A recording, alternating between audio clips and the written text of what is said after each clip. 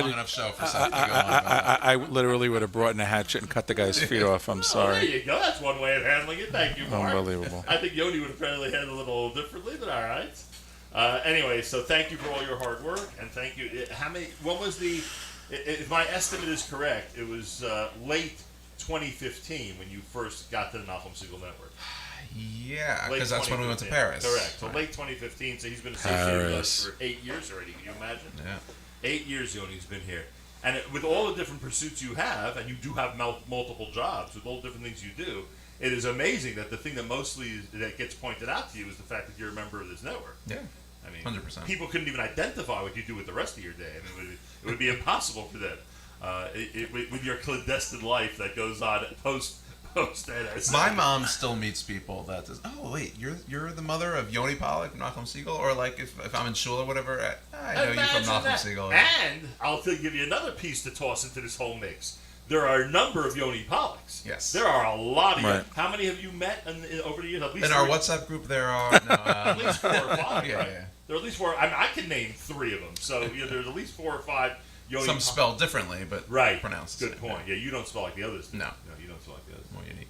Anyway, any thoughts today, or are you just grabbing? Well, I was looking into, because I do a sports show here, so I was looking into famous athletes who are born in the year 1983, just to kind of give a Born. Shkayach, born just in the born year in 83. 1983. So no, I was just thinking 40 years on the air. is- Aaron Rodgers wasn't born yet. Could you imagine? Exactly. that Well, true? he's turning. Yeah, I he's think in turning December. 40, right. In December, he'd be 40 this year. So born in 1983.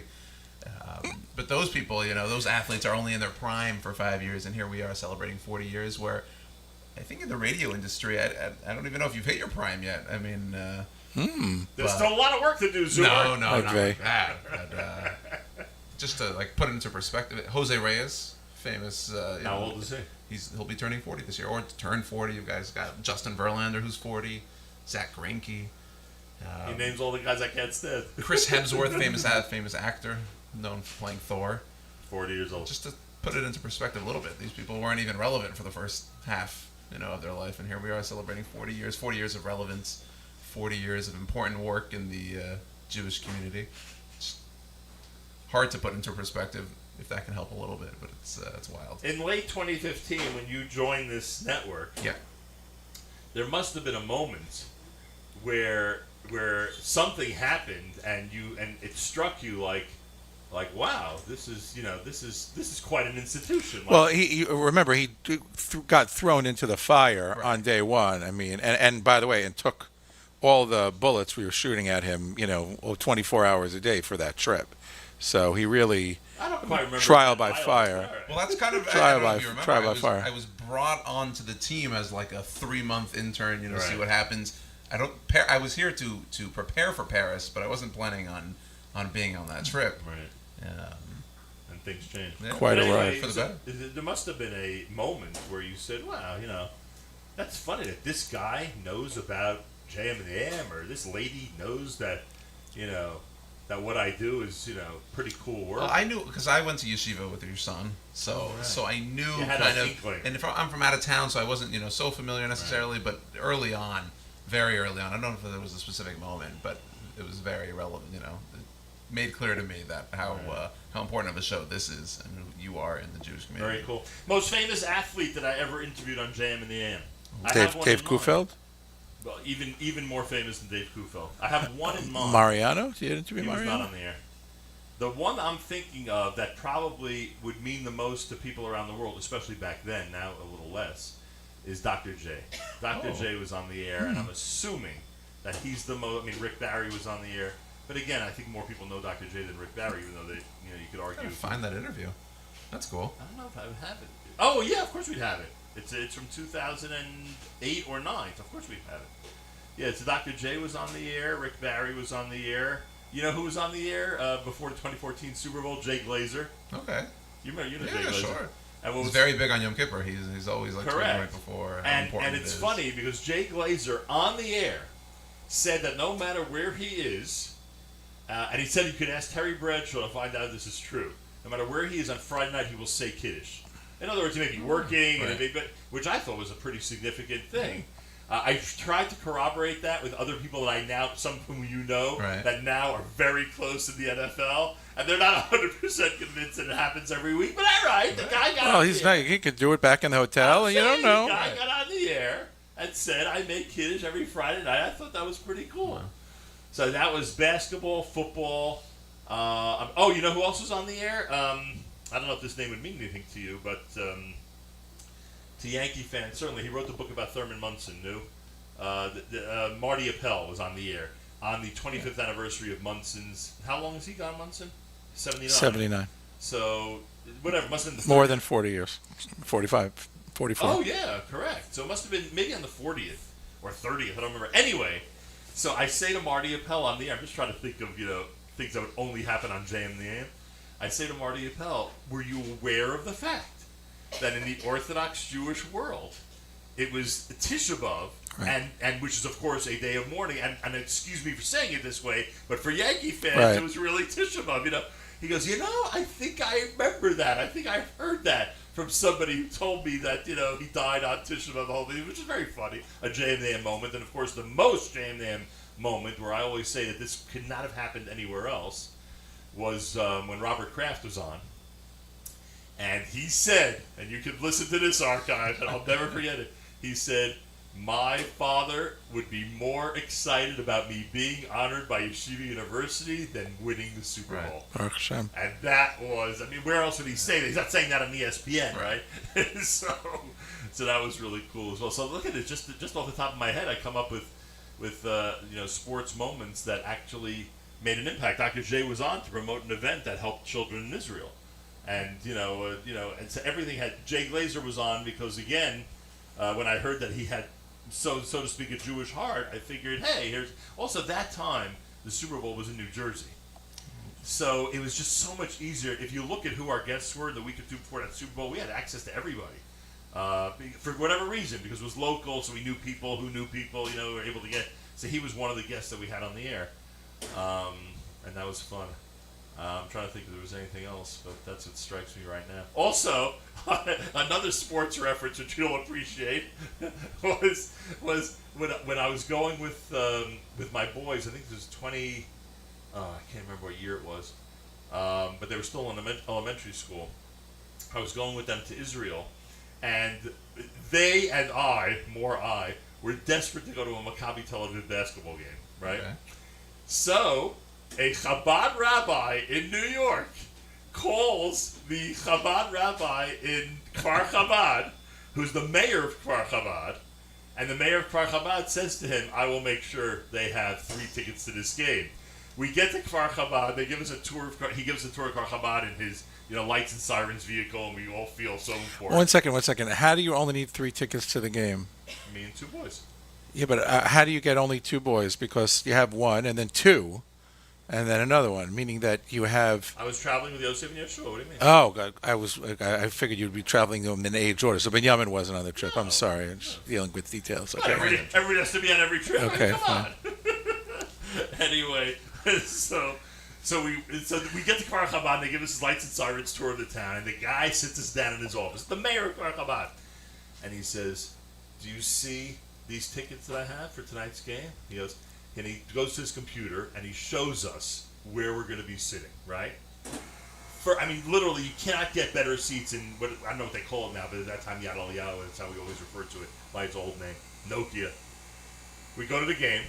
He doesn't go. The mayor doesn't go, but he gives us the tickets. We go to the game. We walk into the arena. Guess where the seats were? You ever hear of Bob Uecker? Yeah, sure. Yeah. We were in Bob That's Uecker. cool. Cool. We were in the Bob Uecker seats, the last Right, row the of the last arena. row. Oh, all the way. It was like, in our generation. That's when in our I generation, I must be Bob sitting in the Uecker front seats- row. I yeah, must be our Bob sitting... Uecker seats to us means the last row of the That's stadium. funny. And this was literally Right. the wall of the stadium was So how come he didn't realize the seats? I don't know. He probably said, the person who gave us to me said they're the best seats. He was looking at the map upside down. He Yeah, thought it was the right. first row was really the last row. Best part of that game, by the way, they do not sing the national anthem. They play the national anthem in Israel. They do not sing it. For whatever reason. They just, there are other, here also sometimes you have it where the organ plays the national anthem. So there, once they get to a certain point of Hatikva, the entire arena sings it together, which is really cool. It's a very spirited European type crowd. Right, right. You know, it's European basketball Yes. crowd is much different than an American basketball Very crowd. You know, different. very much more passionate. Yeah. You know, much more into their teams. Anyway, Yoni, thank you. Thank you so much for being here and for all your hard work and keeping everybody up to date every single day and everything that's happening here on NSN. And I wish you a happy, healthy, and sweet new year. We should share a lot of good news. There may be some good news coming. You never know. Really? We should share a lot of good God, I don't think news. so. A lot of good news. Yeah. I just appreciate that you are set up right next to the TCVY machines. You know what's funny? ZK hasn't picked his head up in the last 45 minutes. Is everything all right? He's Are we- going. He's got a lot of He's equipment. doing a lot of stuff. Pushing buttons. It's so funny, as we were talking about it before, the technology is so different now than it was 40 years ago. I think there's more equipment here, though, than there was back when the day we needed a lot of, what? Would you like to? What? Would you like to respond to this, please? Well, Nahum has a very small setup these days. No, I know. That's not what I need.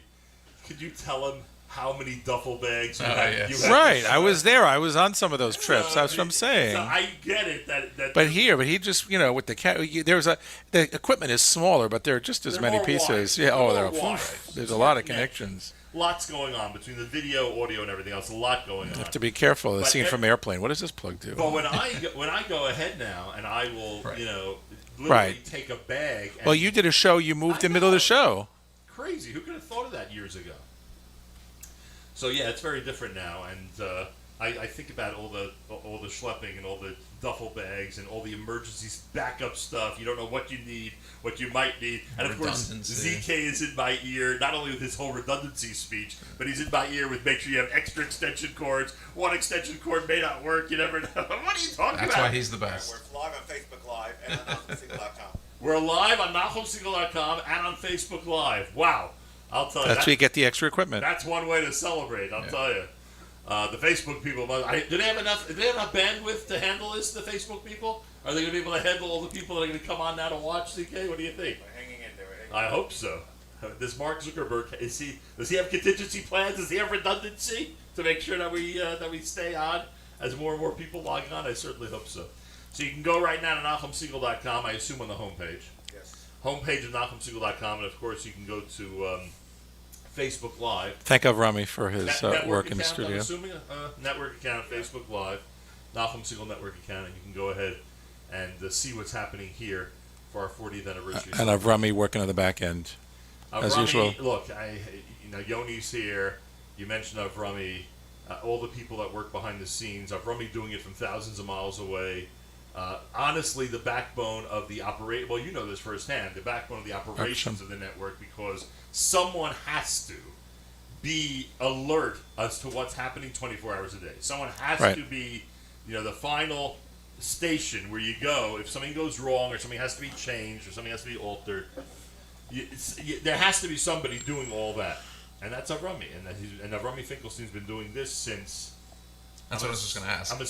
I'm assuming 2005. I'm assuming 2005. Maybe he could text us and let us Almost know. half the time. Yeah, almost half the time. And not only almost half the time, but the second half of the time when things got more and more complicated, and then of course when we're operating a 24-hour system, Right. which is Right. something He did the favor of doing my show. I recorded my show earlier in the week.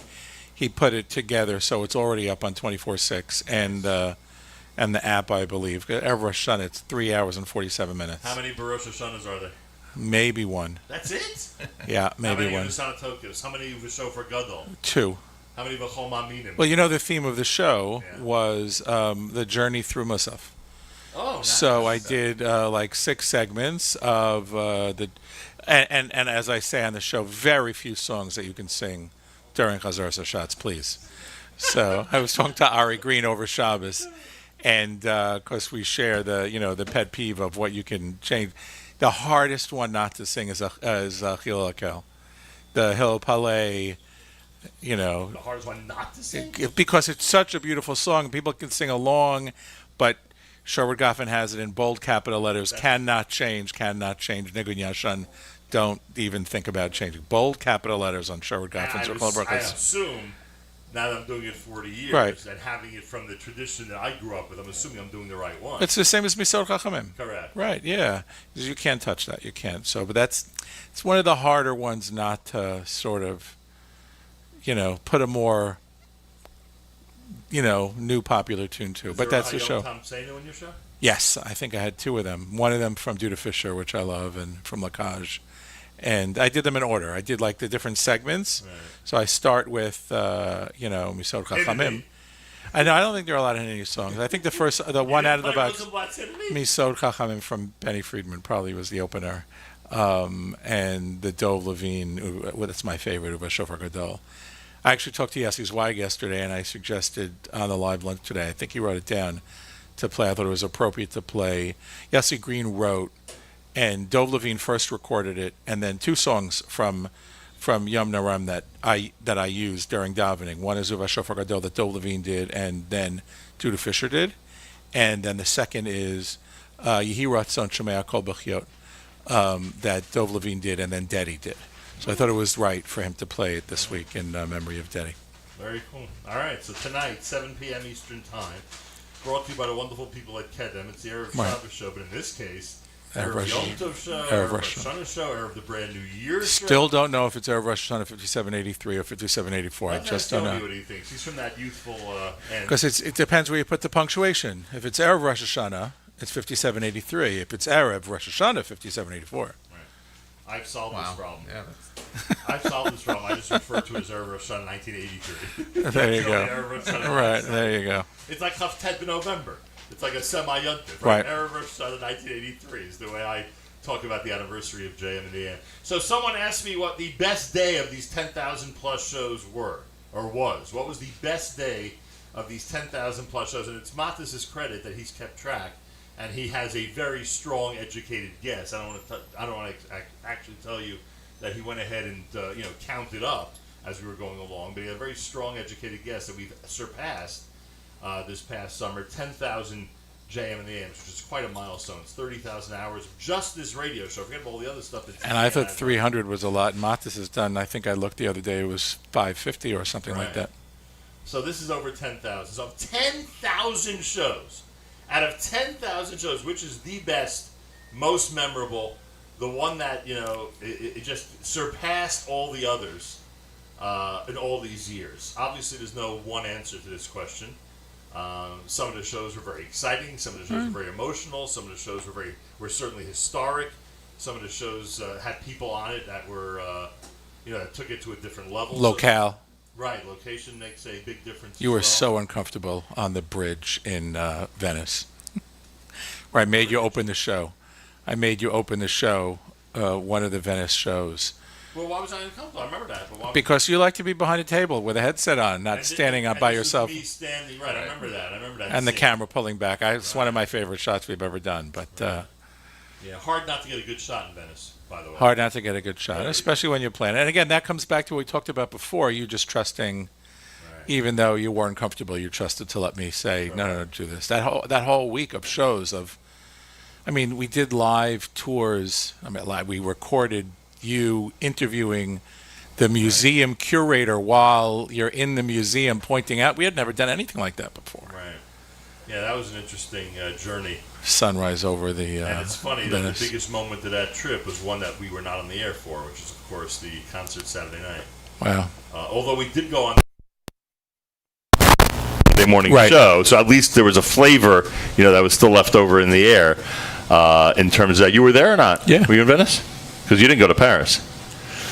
You threw it all into Yoni. You said, here's 12 duffel bags, good luck. It was in Venice. That was, remember the board that David Fadita went to a local disco Yes. or something to go to board? He went to a local bar, not a disco. It was a local bar that had like a karaoke night or something, and somehow he ends up getting his broadcasting board. I'll tell you, you never know. He is the ultimate producer, the one above. Unbelievable. And that board was sitting there in Venice for our use. We just didn't know how we were going to get a hold of it, and the right shliach was there. And I totally believe that. It's just been incredible. People forget.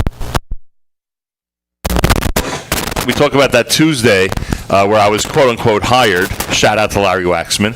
Shout out to the memory of Norman Laster. Sure. Norman Laster is, if anyone's responsible for me being where I am right now, he gets as much credit as anybody else. Shout out to the memory of Howie Bramson. In fact, somebody this morning texted me. They said, I wish I could be there today, but it's not my day to be in Teaneck. I'm not going to be in Teaneck today. I wish I could be there with you. Happy 40th, hashtag WYUR. And I'm like, wow. You know, I see a lot. I'll probably see him this week. Phil Funk. Oh, my God. Phil Slepian. His in-laws live right 2 houses away from me. Very cool. Send our best. And I just saw. Oh, and Sarah Kazowski. Correct. Sarah Kazowski. Lives right across the street. I just saw Sarah also recently. She lives here, right across the street. Yeah, I don't remember where. But anyway, so what was I telling you? Yeah, so the Tuesday I get hired. Wednesday I'm on the air and doing all this. And there was a reason why I was telling you this story. And I don't remember what it was. But anyway. The most memorable show. Right, most memorable show. I get on the air on Wednesday. As we determined Thursday, Friday, Shabbos, we were off. It was a quote-unquote 3-day yontif. And, yeah, I don't remember. But they said you didn't have to miss for Yom Kippur. Right. Yom Kippur But then Shabbos. Sukkot's right in the middle of the week. I don't know which I like better. I certainly got extra vacation this year because of it.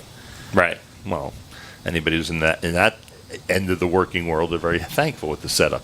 Right. Although going Friday, Shabbos, Monday is not so simple. Correct. But there's a consolation prize, which you're probably not aware of. Which is? For certain people. Monday, day after Simchas Torah, is Columbus Day. Yeah, I don't know if we have that often. Right, but a lot of people do. So, yeah. I work in a place where there's not a lot of work done over the weekend, so most weekends I won't get email. I was the only one not in my office Yom Kippur last year. Like it's like I'd never worked in a place like regular day, like you wouldn't even notice anything else. So it's nice to have, at least. After a 2-day yontif, not to come back to 100 emails. I hear that. We're at Poppy's in Teaneck, New Jersey, celebrating the 40th here at JM and the AM. What's going to happen? Guests are going to be joining so us? One of them just called you, but I don't know why he didn't dial into the whatever. Yeah. But we have guests here if you want to. Yeah, hey, you kidding? Let's hear what people have to say. After all, maybe other people could tell us what the best day was in the last 40 years of JM and the AM. It looks like the 10,000 West Englewood community has shown up today. Well, I would hope so. Literally, the people who live right near West Englewood Yeah. live 5 houses away from each other, these people Well, over there here. you go. I would So hope why don't so. we invite the Steinrechs over, and then Mayor Fertig can join us at the top of the hour. Wow, Mayor Fertig in the house. Talk about another dedicated staff member of JM and the AM. My gosh. Wonder what he'll say when we ask him what the most memorable show of the last 10,000 shows has been. Stan Steinreich and his family have been amazing friends of our network. Ariella Steinreich is here as well this morning. In fact, I told her yesterday when she told me that she plans on being here how excited I am, because these are two of the Steinreich communications people that have a great appreciation for what we do on a daily basis. A pleasure to welcome both of you to JM and the AM. Thank you. Mazel tov. Thank you very Mazel much. tov. This is a milestone, a major milestone. Yeah, 40, by the way. I'm glad you pointed that out, because I remember doing this at the 25th anniversary and then the 30th. At 30, we said 30 is so much more than 25. That was like the theme. 25, a lot of people in this country get to 25 of a lot of things. 30's already, a step above that. Once you get to 40, I mean, who's doing anything for 40 in this country? Well, I don't know. What kind of gift were we supposed to bring at the 40th anniversary? What is the appropriate? I hope it's not diamonds, because we I was told it's the popcorn anniversary. Lucky you, Stan. We got plenty of that right behind you. Okay. It's funny, Ariella. Yes. I'm sitting here, not realizing you're there on the left-hand side of of this beautiful Poppy's location, and I'm talking about some of the best shows of the last 10,000, so the best shows of the last 40 years, and you were involved in some of the best shows. In fact, speaking of sports, the conversation I had in Dubai, Oh, with Thani. remember that? I just saw the picture the other day. I was going through pictures, and I thought it was pretty funny. He was on the air to discuss the business relationship Absolutely. between those in Dubai and those in Israel. And, of course, mixing some Americans in there as well. That was the focus of the conversation. It became a conversation about how he is the world's biggest Dallas Cowboys fan. It's true, and everybody was so excited to have you guys there. I mean, it was really a milestone, I think, for them just as much as it was for you. I appreciate that, and there were some great moments and some great shows, but that one in particular, remember that? And that one I think was a pre-recorded show. Most of the great shows are live. Oh, I think we had to because that one, because of travel, was pre-recorded, and it still was, in my opinion, one of the. Everybody Schneier was on that show. Yep. And Fleur was on that Fleur was show? on the show. One or two of the rabbis. Yeah, Rabbi Abadi was on. Correct, Yeah, Rabbi Abadi was on the show. So it was a very, very pretty cool amazing. show. It was amazing. And then, of course, as you remember, we did the show from Chabad in Dubai, literally Chabad in Dubai. Yeah. Which during the week we were there grew from about 5 people to 205 people. Oh, right. I think you did it at their location. Correct. Right? We were right outside their front door. Yeah. And one of the greatest things happened. Talk about the ultimate producer. I mean, who better to speak to in Dubai about the Abraham Accords than Jason Greenblatt? And I contact him. He's in Dubai. He's there that day. And he came too. And he insisted. We said we'd put him on by phone as a courtesy. The guy must be busy if you're spending a day or two in that part of the world. And as a courtesy, he gets into an Uber and joins us live on the air for that show. And it just was, I mean, you know the world of difference when someone like that comes Absolutely. and is part of it. So that was, so funny enough, 10,000 shows, and you were at some of the best of them. Oh, it was a privilege to be there. Well, I appreciate So that. I think we just wanted to stop by and wish you a mazel tov, and may JM and the AM continue to grow. Thank you very much. I really appreciate it. You guys do tremendously important work for the Jewish community, and it's important that everybody know that, and also to say thank you. Thank you very much, Stan. Great to see you. Happy, healthy, and sweet New Year To you Shana as well. Tova. to Shana both of you Tova. and the entire family. Shana Tova. So this is our experiment to see how this works. Bum, ba-da-da. So I know one of those two people is Rabbi Benji Kramer. I can't tell who the other one is, but we can try. Alrighty. Rabbi Kramer, are you there?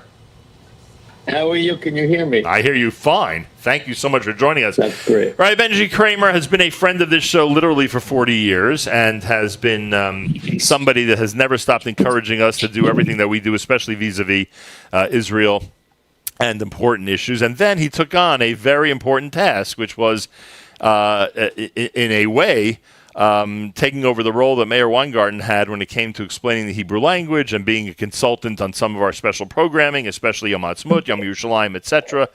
And he is now heard every single Monday right after JM and the AM with Meir Milim. Your thoughts on this 40th anniversary, Rabbi Benji Kramer? So my thoughts are really about your love of Am Yisrael. You know, when we think about love, we often, ahava, we often think about surprising someone with things they didn't expect, getting them a gift. Oh my God, who ever thought of that? And of course, that's an important part of a relationship are those special moments. But we don't think in today's daf, in the past couple of days daf, that are really kind of focused on this. You know, in Fiddler on the Roof, when his daughter wants to marry the guy he loves and doesn't want to get set up with the guy she doesn't even know, he turns to his wife and says, "Do you love me?" And she says, "Do I what? What does that even mean?" And she goes through the things that she does on a daily basis for him. I wash your clothes, I scrub the floors, I cook for you. If that's not love, what is? And we often overlook the idea that the essence of a relationship are always the mundane, everyday things that we kind of repeat all the time.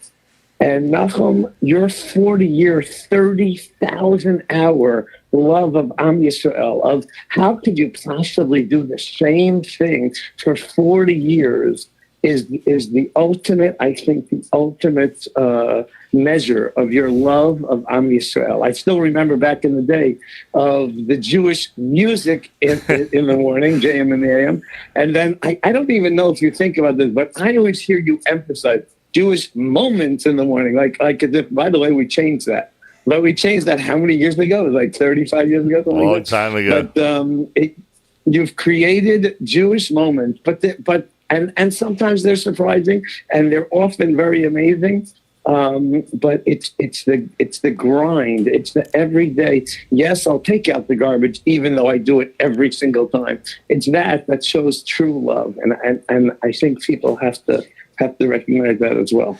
Well, I appreciate it very much, and I take this opportunity to thank you for being involved and taking what you do here so seriously and enlightening people with the only way that the Hebrew language, with the way that the Hebrew language enlightens people, and for bringing that out every single time, and for being a close friend of ours here at JM and the AM. And you should have a year of health and happiness, and we should celebrate Smachot together. And Amen. And have a great 5784. Thank you so much, Rabbi Benji Kramer. You too. Mazal tov. Mazal tov, and thank you. Who else do we have here? Who else is on our line? Hello. Good morning.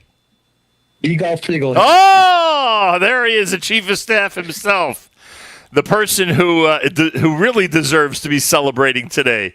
Yigal, earlier today, Chief of Staff Yigal Siegel informed me that he actually came up with the date that we formally started to work with each other. Let me see if I can dig it out. Do you remember it offhand? March 20th, 1964. Very funny. Day he was born. But the truth is, now we're getting that. This is going to completely go off the rails. But the truth is that there has been a partnership of Nachum and Yigal since we were born. It was always, remember that growing up? It was always Nachum and Yigal, Nachum and Yigal, Nachum and Yigal, Nachum and Yigal. It was always because we were so close in age. And obviously, I always thought my first name was Ann. But in all seriousness, on the work scale, it happened sometime, in 2002? October 15th, 2002. And imagine that we're working together over 20 years, and he does get, like I said earlier, to certain people who get credit for all of this in terms of the 40th celebration, legitimately, even though many people like to take credit for it. And Yigal Siegel is one of the legitimate owners of a lot of credit of what's happened over the last 40 years here at what we call now the Nachum Siegel Network. And when you joined 20 years ago, there was, we were at a certain stage. And look what you've helped us grow into at this point. And, plus 10,000 plus shows and such an amazing impact, thank God, around the world. It's I hope you're getting the same great feeling today that I'm getting about how wonderful it is to celebrate and look back at all these years. Well, I definitely am. And I want to just add personal thanks to you, because if it wasn't for my working for you, I would not have been able to move to Eretz Yisrael 18 years ago. And obviously that was a life changer for myself and my family, which you have a tremendous chalik in. So a tremendous portion in. So thank you so much for that. It leaves me speechless every time you say that. If I get a small portion of credit for that, then boy, that's worth everything. Well, more than a small portion, but I'll leave Rabbi Fast to the Israel connection, which obviously is something which you've brought to the airwaves over the last 40 years. And I think, there are definitely people besides your brother who say to me, I know they say it to me, I don't know if they say, I hope they say it to you, that they are living in Israel because of you, because of your influence on that. So, and I'll leave it to Rabbi Fast to elaborate on that. But as your brother, I want to say two things. Number one is, obviously, I can't represent everyone out there, but I can say that your parents are very proud of you. Thank you. 100%. And also, I want to thank Stacy, okay, because if it wasn't for Stacy, a lot of this would not have happened. So I want to thank her as her brother-in-law. Definitely want to have her be mentioned. I'm sure she's going to be mentioned if she hasn't already. If I missed it, I apologize.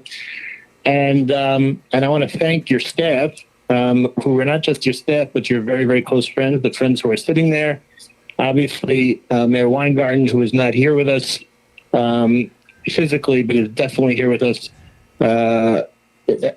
in whatever way he can be, I'm sure. And I just, as your brother, I want to thank them, because I know that they have dedicated themselves to you over so many years, and it's very, very it's very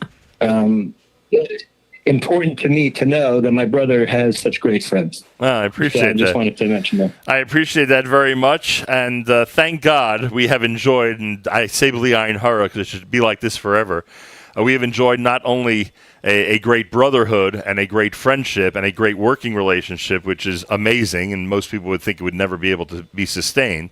But in addition to that, our families just love each other's company, have an amazing time whenever we're able to get together, few and far between, unfortunately, these days. But whenever we have that opportunity, there's a bond and a closeness that has now exceeded our generation, which is such a remarkable feeling and such an incredible thing to watch.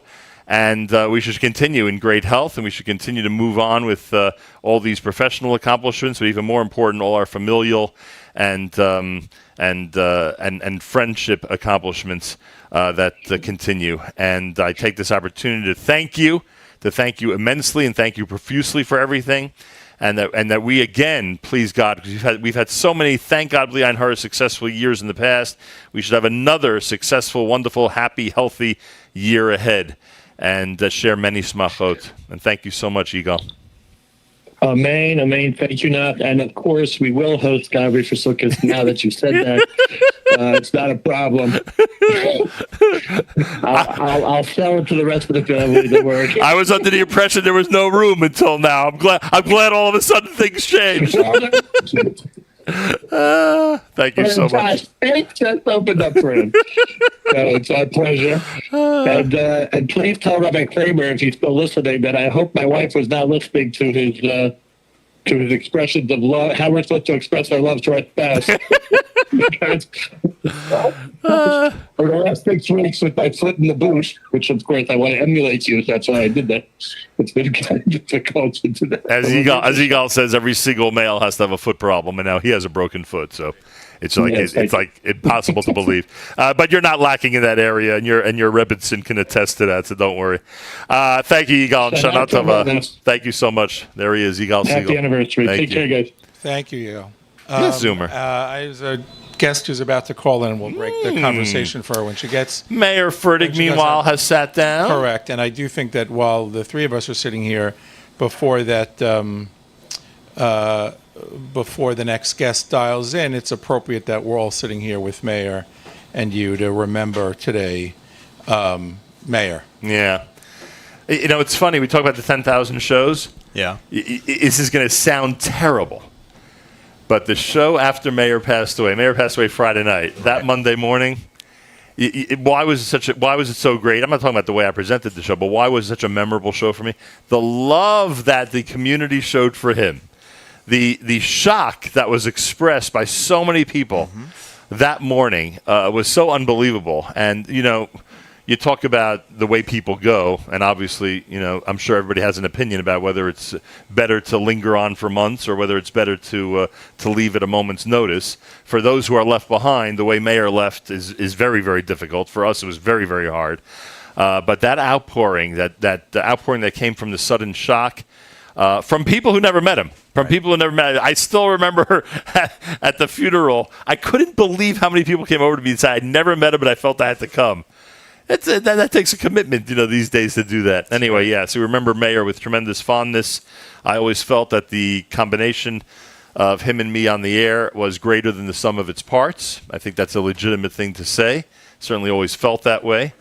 I asked the question that morning about whether Joshua could go on without Caleb, which was, of course, the inside joke that we referred to each other as the two by the two names of the positive spies, the heroes of the story of the Meraglim, if there were heroes, of course. Anyway, so I remember him with tremendous fondness, as all of us do. But I also remember the way the audience reacted and the way this family poured forth so much love in the aftermath of his passing. And with that, I say good morning to Mayor Fertig. Oh, look who's here. Stacy Siegel's on the air. Holy cow. Were you able to figure out how to do this whole thing that Mark set up? Of course. She had to be admitted. That was my fault that it was a little... Oh, wow. I was waiting to be admitted, You're not even taking the blame for... You're not even the one who made the mistake this morning on the technical end. Anyway, Stacy Siegel, if there is a hero of these 40 years... It is, of course, you. I say this every time. I don't know if too many other people would have been able to tolerate this very interesting, different, sometimes exciting but certainly a difficult lifestyle. And you've always welcomed it. You've welcomed it with open arms. You've welcomed it with great enthusiasm, as opposed to the opposite. You always encourage the growth and the delving into bigger projects and encouraging me to fulfill dreams that I had. I don't know what to say other than I can't thank you enough. I can't love you more. And it's hard to, but 40 is a big number. 40 is a big number. I don't know if you find this as hard to believe as I do, but this has been quite a run, to say the least.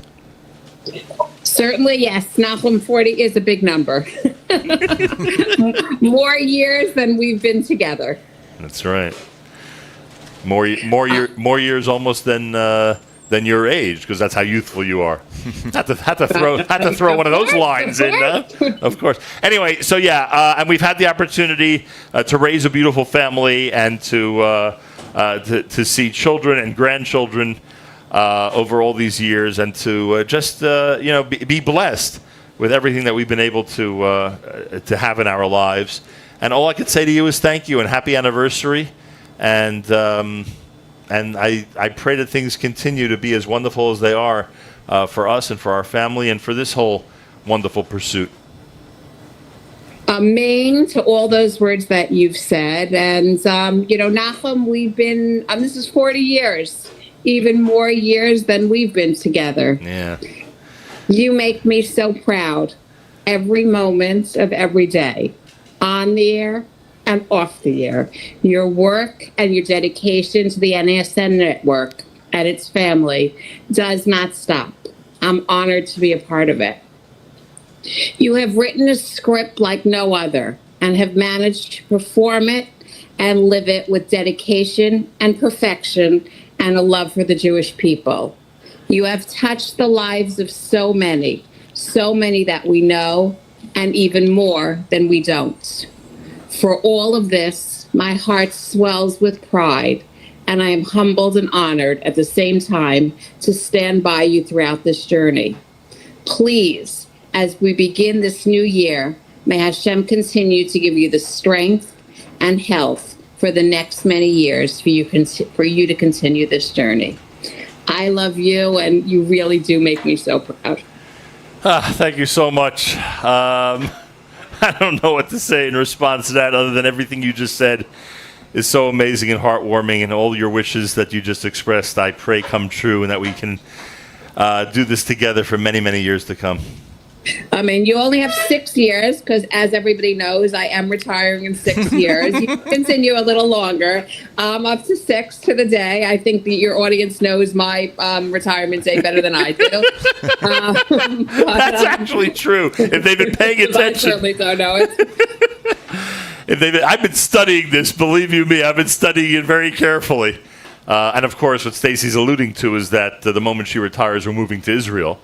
The debate about whether she's retiring in 2027 or 2029 still goes on, but I do have a handle on the exact dates. We'll just see which one works out, practically. But hopefully after that, hopefully even in Israel, hopefully this will continue. That's the goal, and we'll go on for many years. Speaking of moving to Israel, yeah. Who do we have? Who do we have there? Oh, Avrami's there. Yeah. Abraham. Boker Tov and happy anniversary. Thank you, Avram. Avram, it's since 2005, Avrami? We were trying to guess earlier. Is it since 2005? Yeah, November 2005. Unbelievable. So he has been the backbone for 18 years, the backbone of this operation. And as I said earlier, an operation that just gets more and more complicated as we go along. And behind the scenes, there has to be somebody who's making sure that every minute of the Nachum Segal Network is accounted for. Avrami, all I could say is thank you. You have been an incredibly dedicated friend, an incredibly dedicated staff member. And all I could say is thank you. Thank you for what you've done, and continued success for all of us, and the best for the brand new year for you and your family. We should continue to celebrate Smachot together.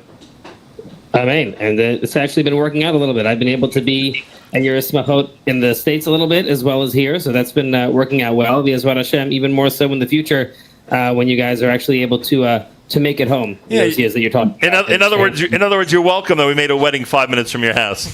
You're It was welcome. great. I actually have a friend who's making a wedding soon at a hall that's even a little bit closer. Oh, give me a break.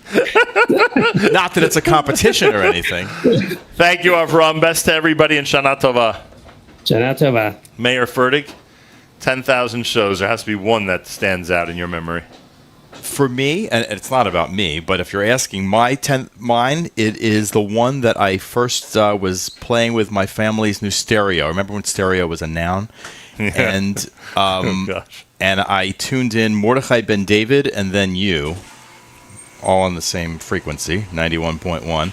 And I was in 10th grade, and I discovered something that changed my life. And if I have to choose one, that's it. Very shortly afterwards, you visited the radio station. Very shortly afterwards, and of course. So I was 15. I was in 10th grade. So that means that you were what, 14? In that area. Yeah, something like that. So Mayor is the person who probably was the youngest of everybody to start. With us. Clearly, I mean, you were doing shows already at 19. At 19 years old.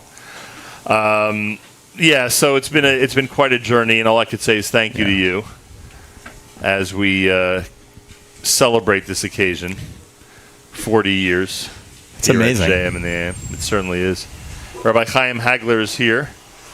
I don't know how he has a minute to leave Yeshivat Noam in order to join us this morning, but the students' loss is our gain, I can tell you that much. Good morning, sir. Good morning, Nachum, but I'll say I'm not really leaving Yeshivat Noam because your network has been a part of Yeshivat Noam since it began. Thank you. So I feel like this is an extension of Yeshivat Noam. I appreciate that. And we always tell the story how we were talking about Yeshivat Noam before it even existed on this radio show and watched its growth through some very challenging early years, certainly the early part when it happened, when it opened right around 9/11. And all the way until today where you're embarking now on yet another expansion program, which is remarkable with what you're doing for Jewish education in this area. And it's amazing that we have been able to continue this partnership, both with what I do and with what you do, which is pretty cool. It has been amazing. And one of the highlights of our 23 years was our 18th anniversary with your live show there. That kicked it off, and that was incredible as well. So of the 10,000, Rabbi Hagler's going with the Live at Noam one. What do you think of that, huh? Oh, I have a bunch. I know you have at least two more that I know you're going to mention for sure. One is when you are our correspondent in JFK Airport on the day that Natan Sharansky landed in America. That is correct. That is correct. And by the way, he pulled off such a brilliant radio move that day, which I will never, ever stop thanking you for. Ever. Because it was humanly impossible from the payphone that you were at. Yeah, folks, there were payphones at one time. The payphone you were at JFK, it was humanly impossible for you to see through the thousands of people that were surrounding him. But you painted a picture on the air as if you were standing right next to him. I will never forget how you pulled that off. It was beautiful. I think that's because I climbed on top of the payphone. Just to get a in good order view. to see what was going on. But that was wonderful. You approached that with such a positive angle. And of course, the other one was the first live radio. ZK, you'll appreciate this. First live radio show, unless someone can come up with another one, which I can't come up with. 1985, Thanksgiving morning at Lincoln Square Synagogue, a show that you coordinated. I obviously hosted, and again, during the days when I still did shows on Thanksgiving Day. This was live. Weekend shows, I think. Correct. Live from Lincoln Square Synagogue. And I mean, if you remember the day before, New York Telephone, which is the precursor of AT&T, whatever, we were begging them to install this, and it was crazy. The Wednesday of Thanksgiving weekend, going through all this, and sure enough, somehow we pulled it off. And there are people, Ellie Landau, shout out to you. There are people who remember Brian Thaw. Was he there? Brian was probably Brian there as was well, there. yes. We're talking about 1985. Yeah. Ellie talks about that show. I'm trying to think who else. There were a bunch of other people you could probably figure out for yourself. David Spira may have been at that might show. have, yes. Yes, that would make sense. Anyway, so Daniel Gibber may have been at that show. Yes. All makes sense. Ephraim Bedtime may have been at that show.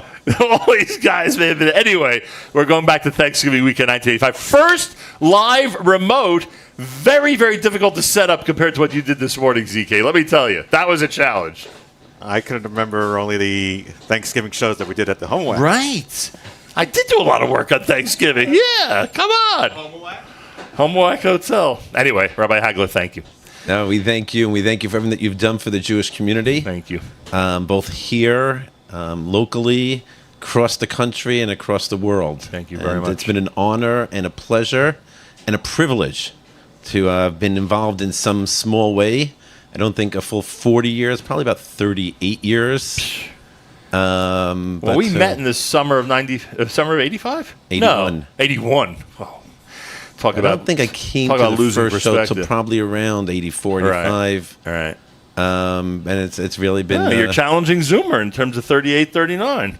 Your father named me at my bris. I know. The truth is my father named him at his bris, so he has one up on you no matter what. Excuse me. What? First time I came to visit your father? Right. In your house? He didn't name you. No, but Hagler. Right. That name Hagler was like he couldn't believe it. Are you related to the legendary Haglers? And you were in like Flint ever since. Exactly. With a blueberry pie from your mother. My mother's blueberry. My mother treated him like he was one of her kids. You know, it was unbelievable. I got treated better if I brought you to the house. I'll tell you.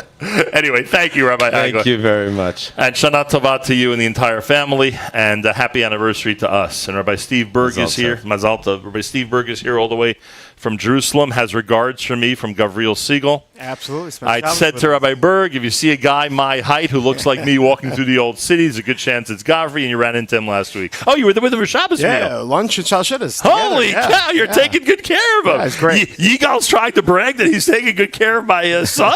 You're doing a great job there in the old city. Anyway, thank you. He's doing great. Thank you very much. I assume things are wonderful at Aish. Yeah, thank God. Hopping. And I'm lucky that you happen to be in the United States today. Yeah. Because you're doing a tremendous amount of shuttling. Yes, I came back from Israel on Sunday. I'm going back next week. But so you're here for Rosh Hashanah, Baruch Hashem. When I'm here, Poppy's is my home. So this is really perfect. I'll tell you, we have to coordinate schedules much better than we have been. Totally. I'll tell you. I'm shuttling in and out of here constantly. Are you kidding me? Anyway, Rabbi Berg, your thoughts on this 40th anniversary. Do you have a particular show of the last 10,000 that you remember with great fondness? So many, but for me, it was when you taped on the roof of Aish Torah overlooking Har HaBayis. That was some of the most spectacular photos we've ever taken. I mean, that was very, very, very special. That spot, that place where everyone comes together is amazing. But more than that, it's just thinking about all the thousands of kids in carpool that grew up with your show. You know, you gave parents the ability to put something on the radio other than whatever else was out there. Right. And so many children literally grew up with you in their car on the way to schools. I think that's probably absolutely terrific accomplishment, you know, be mechanech so many kids. I appreciate that. And and remember, even newscasts in those days you couldn't listen to. Totally. Yeah. Once the Clinton era started, that was it. That was it with keeping the news on in your car. So yeah, it was. I hear that a lot, obviously. From sometimes I don't like the way they put it. You know, when they're talking about growing up, and they're already 40 years old, and they grew up on JM and the AM. But it is flattering and wonderful, Baruch Hashem, and we'd be able to make an impact. And I also want to make one other comment about the show from Aish, because there were two shows that were legendary from the Aish porch, and one of them was On Yom Yerushalayim. Yep.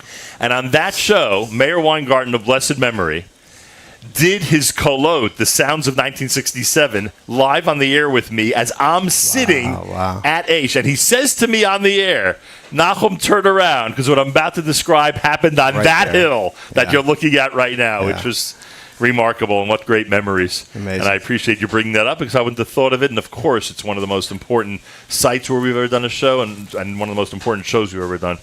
So thank you, Roy Berg. Happy anniversary. Thank you. Hashem should bless you with many, many more years of inspiring the Jewish people. Amen. Thank you so much. Do you think they know their cousins? They do know their cousins, right?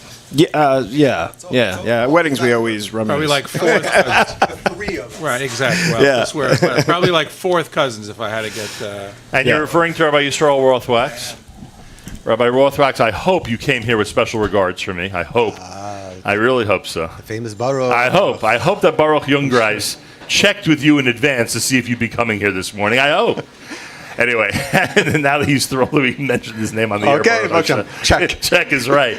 How things going? It's a brand new school year. I mean, people expect a lot at this point from Sinai. Are they? Have they gotten off to a good start? Baruch Hashem. Really, really amazing start. We have 8 schools, 220 students, and thank God, trying to make sure that all of our kids are growing each day. Yeah. But they're not here to talk about us. We're here to talk about you and to be. I appreciate that, but none of this is surprising, because the reality is that at this point, everyone knows what to expect from your organization and your staff. So at this point, there's no doubt that school year has gotten off to a good start, Baruch Hashem.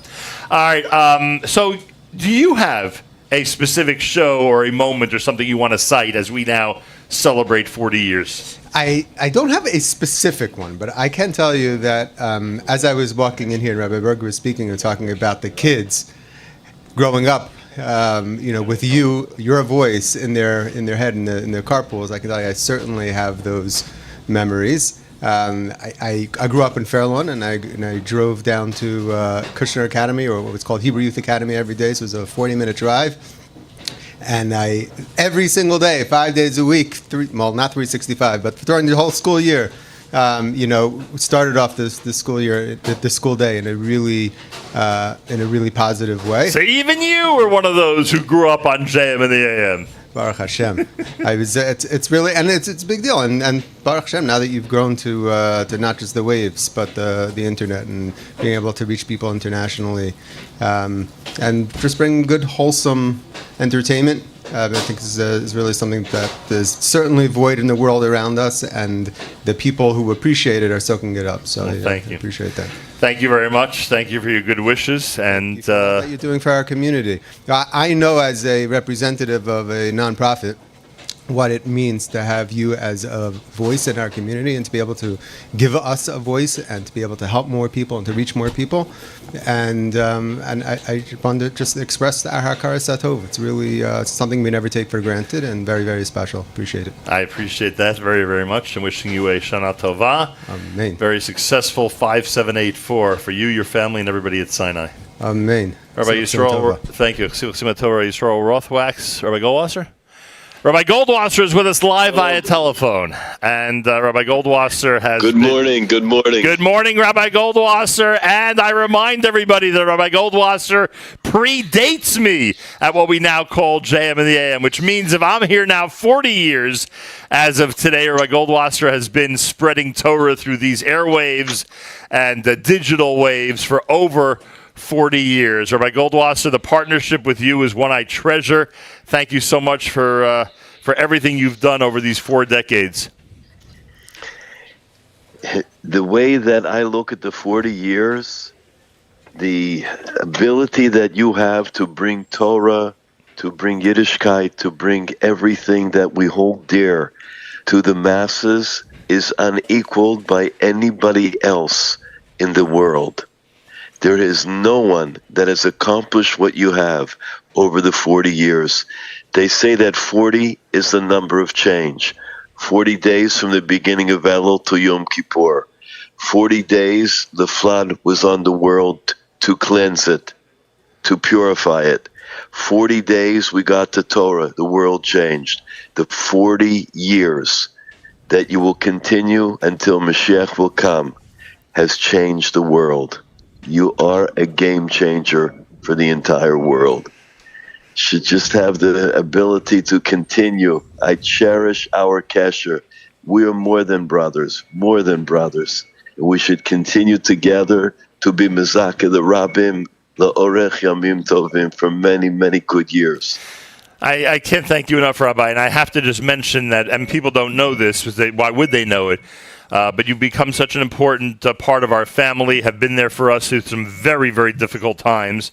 And you know what I think of Rabbi Goldwasser, by the way? You know what comes to mind? Not that this was such a difficult time. Thank God I survived. But if you remember that Sunday when I broke my shoulder about 20 years ago, the next day you were in my apartment to make sure I was able to put on tefillin properly. And I know it's a small little gesture. People may not think it's a big deal, but I think it says a lot about our relationship, which I treasure so much. Thank you for everything. To you, the Rebbetzin, the extended family, Aksiva Chsima Tova. We should have a lot of great success and simcha over the next year. Amen. Amen. Continued hatzlacha in all that you do. Amen. Thank you for letting me be a small part of it. My pleasure and my honor. Thank you so much. Rabbi Goldwasser, of course, everybody. Can't top Rabbi Goldwasser when it comes to messages on the air. He's absolutely amazing. And I thank him for checking in. Obviously, Rabbi Goldwasser every Monday through Thursday, actually every Sunday through Thursday with us at 7:30 in the morning here at the Nachum Segal Network. Now, so I don't get yelled at, and since it's the last day of the Elul Shofar blowing, let's make sure to do the Elul Shofar blowing now. You have my thing up? We'll do the Elul Shofar blowing. Now, this will be, and by the way, you talk about different things that we've presented over the last 10,000 shows. As you know, Mark, we do this, not that anyone is required to hear a shofar today. We do it because this is what the Jewish people do in Elul, is they sound and listen to the shofar. So we make sure to sound and listen to the shofar every single day during Elul. Obviously, tomorrow we won't do it because on Erev Rosh Hashanah the custom is not to do it. But today concludes our Elul shofar blowing right here at JM in the AM.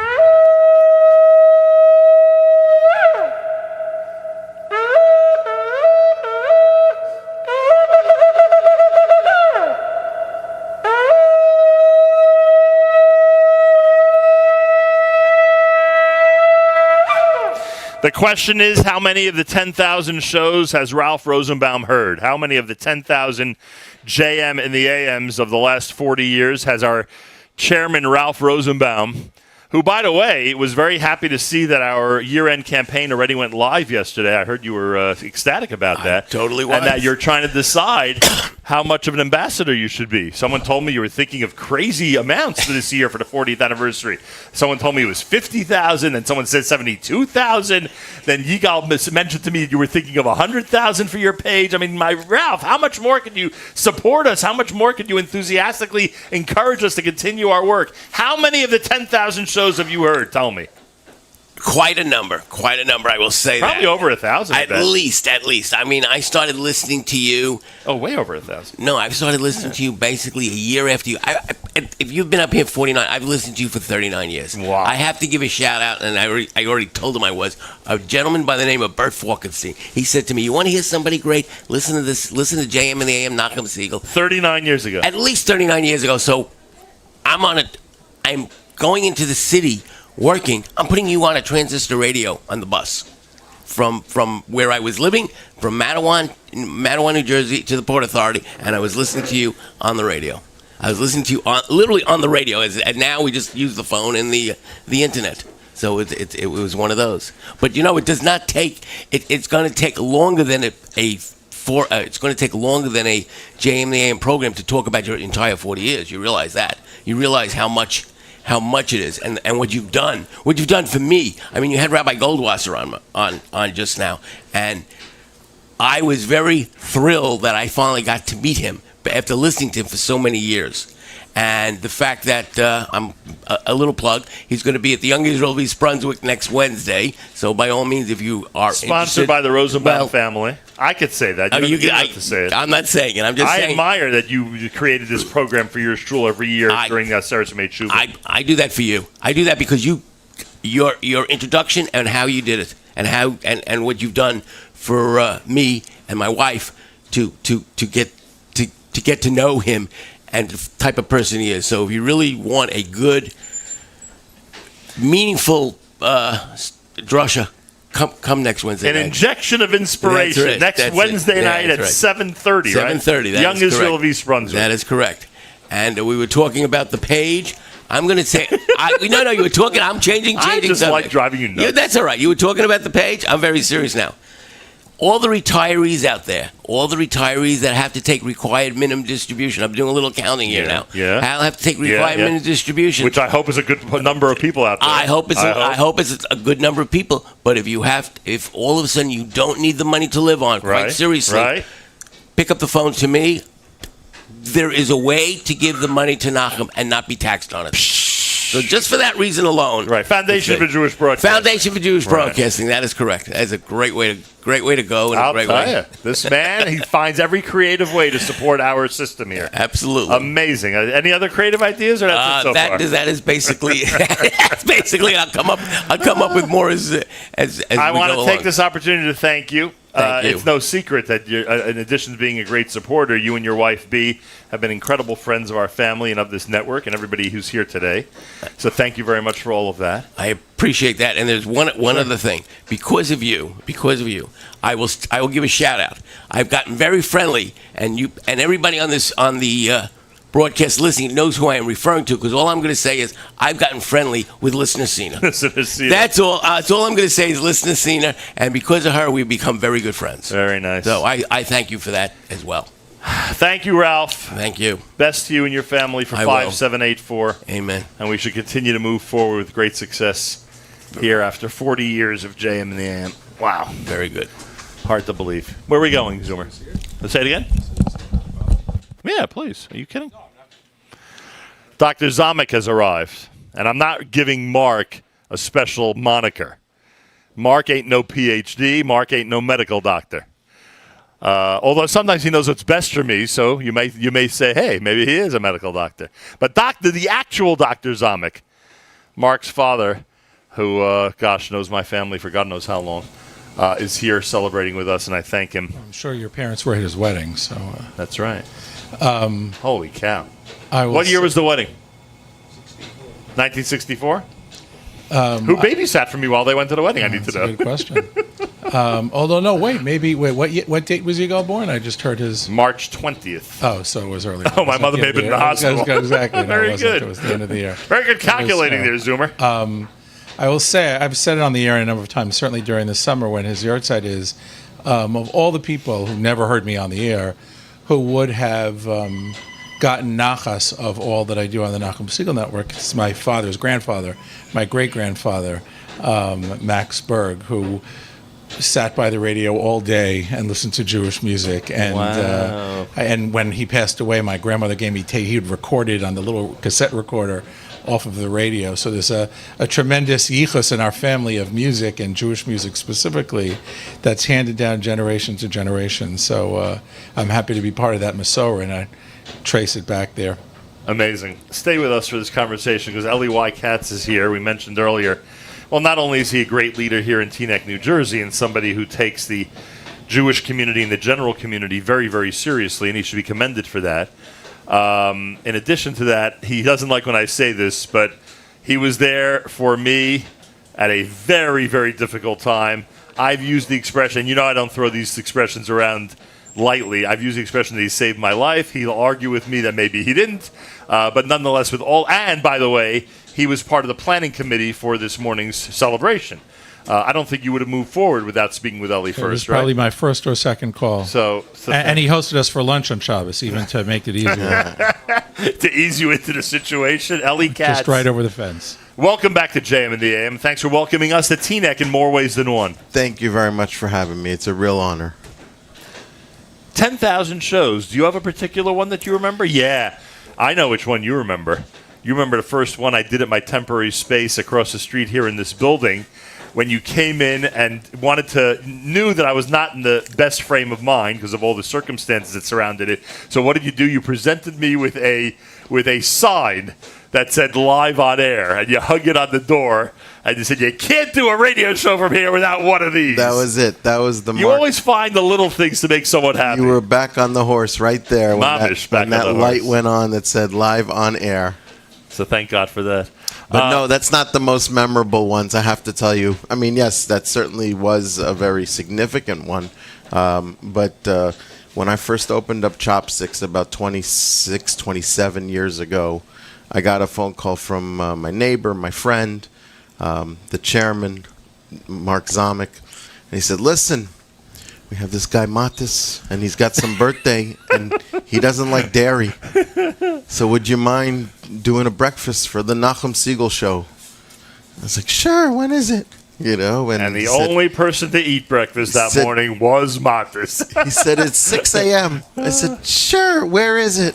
He says, it's in Jersey City. You just have to be there at 5 a.m. And I'm thinking, how do I get my chefs to come in at 4 a.m. so I could leave at 4:30 to be there at 5?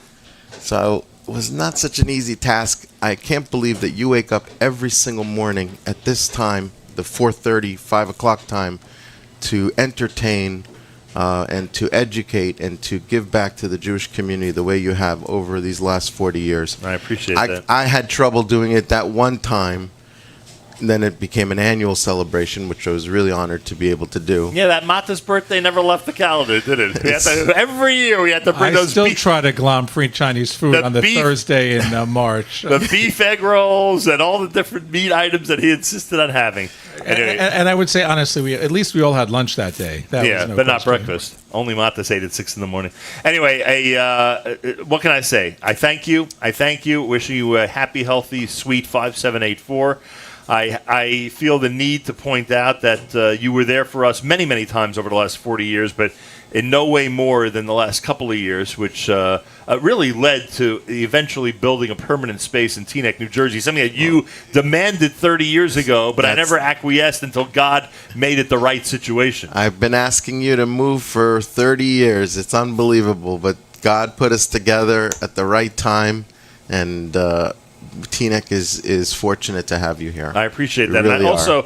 I want to point out that your associate, Thomas Bodie, Yes. has been an incredible friend, somebody who, just like yourself, really helped me through a very, very difficult time. I always acknowledge him publicly. He's here, in fact, right in front of me and taking great nachas. Does he know what nachas is? He knows what nachas is, right? Oh, yes. He has great nachas in what's happening here this morning. And as I always remind him, Ellie, there's only one problem with Thomas. He doesn't pray hard enough for the Yankees. Other than that, I don't know. He's praying a lot. I called him this morning. I said, listen, I have to go to Nachum. Would you mind meeting me there so I can give you some of my stuff? He said, no, well, do I have time to finish praying? How do you like that? I said, Thomas, finish praying, please. With all that, you'd think the Yankees wouldn't be in last place. But all right, we'll deal with that another You day. know, people only look at what's there. They don't see what could have been there. Had Thomas not been praying, you know where the Yankees would have been? Even worse than they are might now. not even been on the map. What a perspective, Okay. Ellie. The man is so positive. It's incredible. All right. So thank you, Ellie. Thank you, Thomas. And Mazel Tov. Thank you. And thank you to Yaakov and everybody at Poppy's. This is great. You know I what love- Yaakov's attitude is? Come in and do whatever you want. Come in and do it. And look what And look at this place. Decorated and This place commemorative, looks like Rockefeller Center, NBC's live studio. commemorative popcorn and mugs and gifts. I mean, this is just a beautiful. Unbelievable. If you're listening and you didn't stop here at Poppy's to say congratulations to Nachum, you still have time. This is the place to come. This is the place to be. And this is the place to see Nachum and thank him in person for all the amazing work you do for our community. Really, you know, you thank us, but the reality is we do it because we want to help you, help the whole community. Much appreciated. We're a small piece of the puzzle. Thank you, Ellie. A rung on the ladder. And continued success with everything and the best Thank for the brand new year for you and your family. Amen. Thank you. You as well. Thank you very much. Ellie Katz, everybody. Very important day today as we celebrate 40 here at JM and the AM. A real milestone day, and he's one of the people that has been so important over the last 40 years in getting to this point. We're celebrating JM and the AM's 40th anniversary and over 10,000 shows, which is a remarkable number to even consider, frankly. And we're here at Poppy's in Teaneck, New Jersey. We'll be here until 9 o'clock. Invite everybody to come and participate and to tell us what your memorable, never-to-be-forgotten show was of the last 10,000, of the last 40 years. Is there one in particular that stands out to you? Can people still go to NachumSegal.com? NachumSegal.com on the homepage. And the Facebook. Facebook Live still going? Facebook Live is still going. Facebook and Live. it's also on our Nachum Segal Net channel on the YouTube. Holy cow, we're all over the place, ZK. Simulcasting everywhere. That's what I was busy with. It was like, I haven't touched that in a little bit. So Trust me, I have no criticism. I know you're doing an amazing job at all this. A very, very big development, and that is that we are on major platforms this morning, including YouTube, Nachum Segal Net, including Facebook Live, Nachum Segal Network, and including, of course, our homepage at NachumSegal.com. I want to take this opportunity to welcome to the airways Mr. Mark Wilf, somebody who is a great friend of this network, somebody who has multiple leadership positions in the Jewish community nationwide, as we know, and somebody who is a great friend and someone who appreciates what goes on here on a daily basis. Mark Wilf, an honor to welcome you to JM and the AM.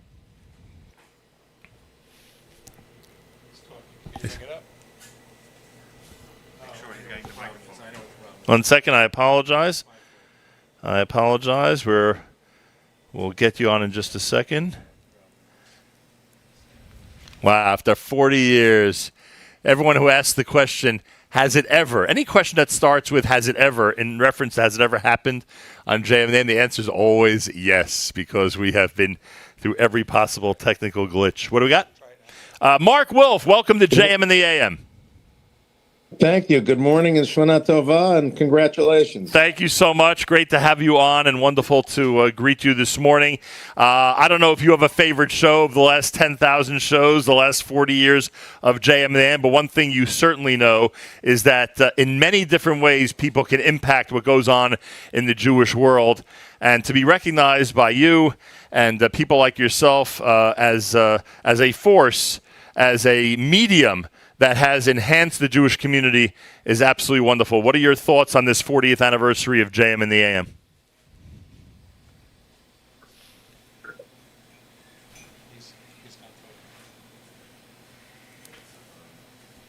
Not there? I didn't touch anything. All right, we'll have to...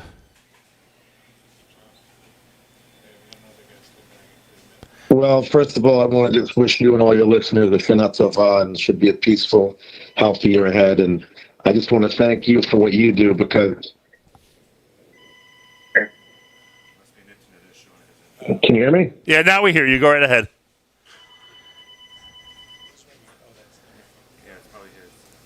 Okay. I'm not sure what you heard, but first I want to wish everyone a Shana Tova, a happy, peaceful year. And I just want to thank you for what you do, because as much as there's so many challenges we face as a community, the fact that you bring everyone together and we talk about issues and we communicate as a family, that's something very important. And as some of our biggest challenges are just within our own community. So thank you for what you do in bridging that and helping making that happen. I greatly appreciate that. I take this opportunity to wish you a happy, healthy, sweet new year. Thank you for your friendship, your support, your encouragement, and we're going to make a commitment to keep on going strong here at JM in the AM.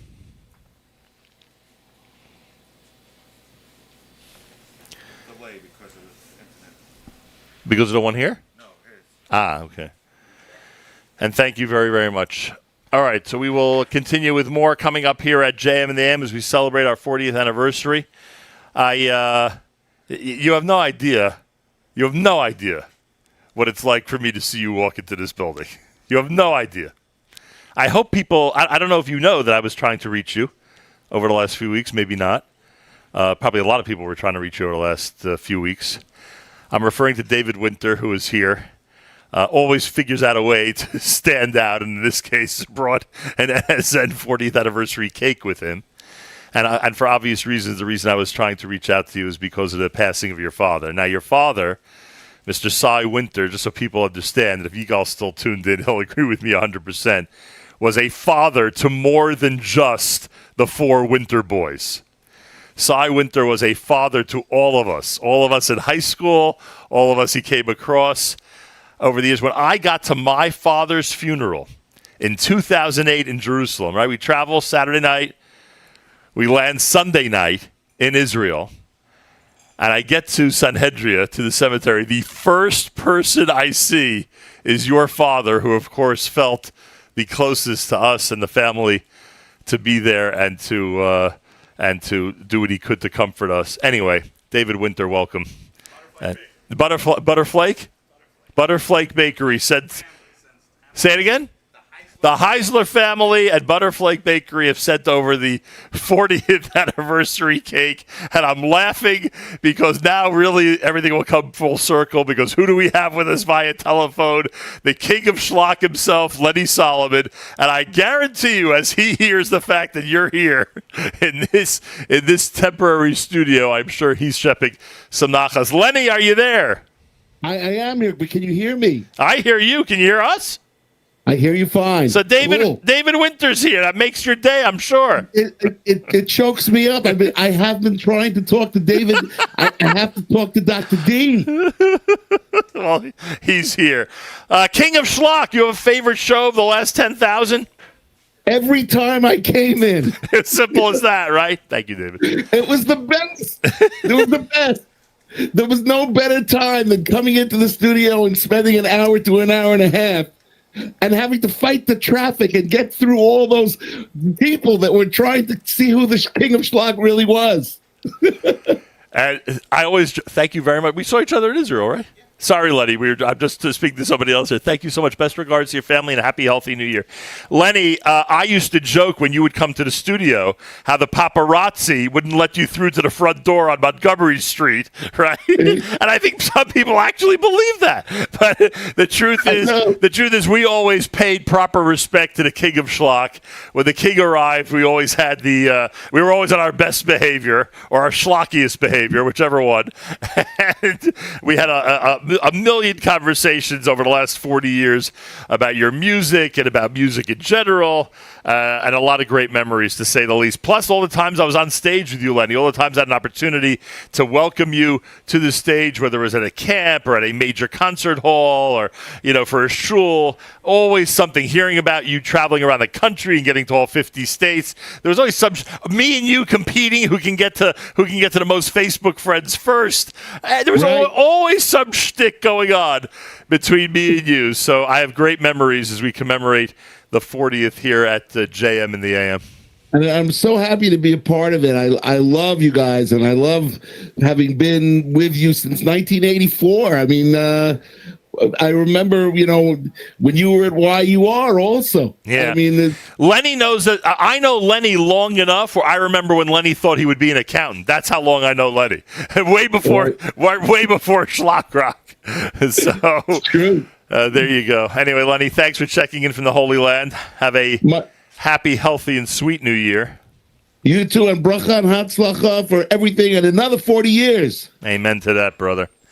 Another 40 is right. JM and the AM are celebrating 40 here at Poppy's in Teaneck, New Jersey.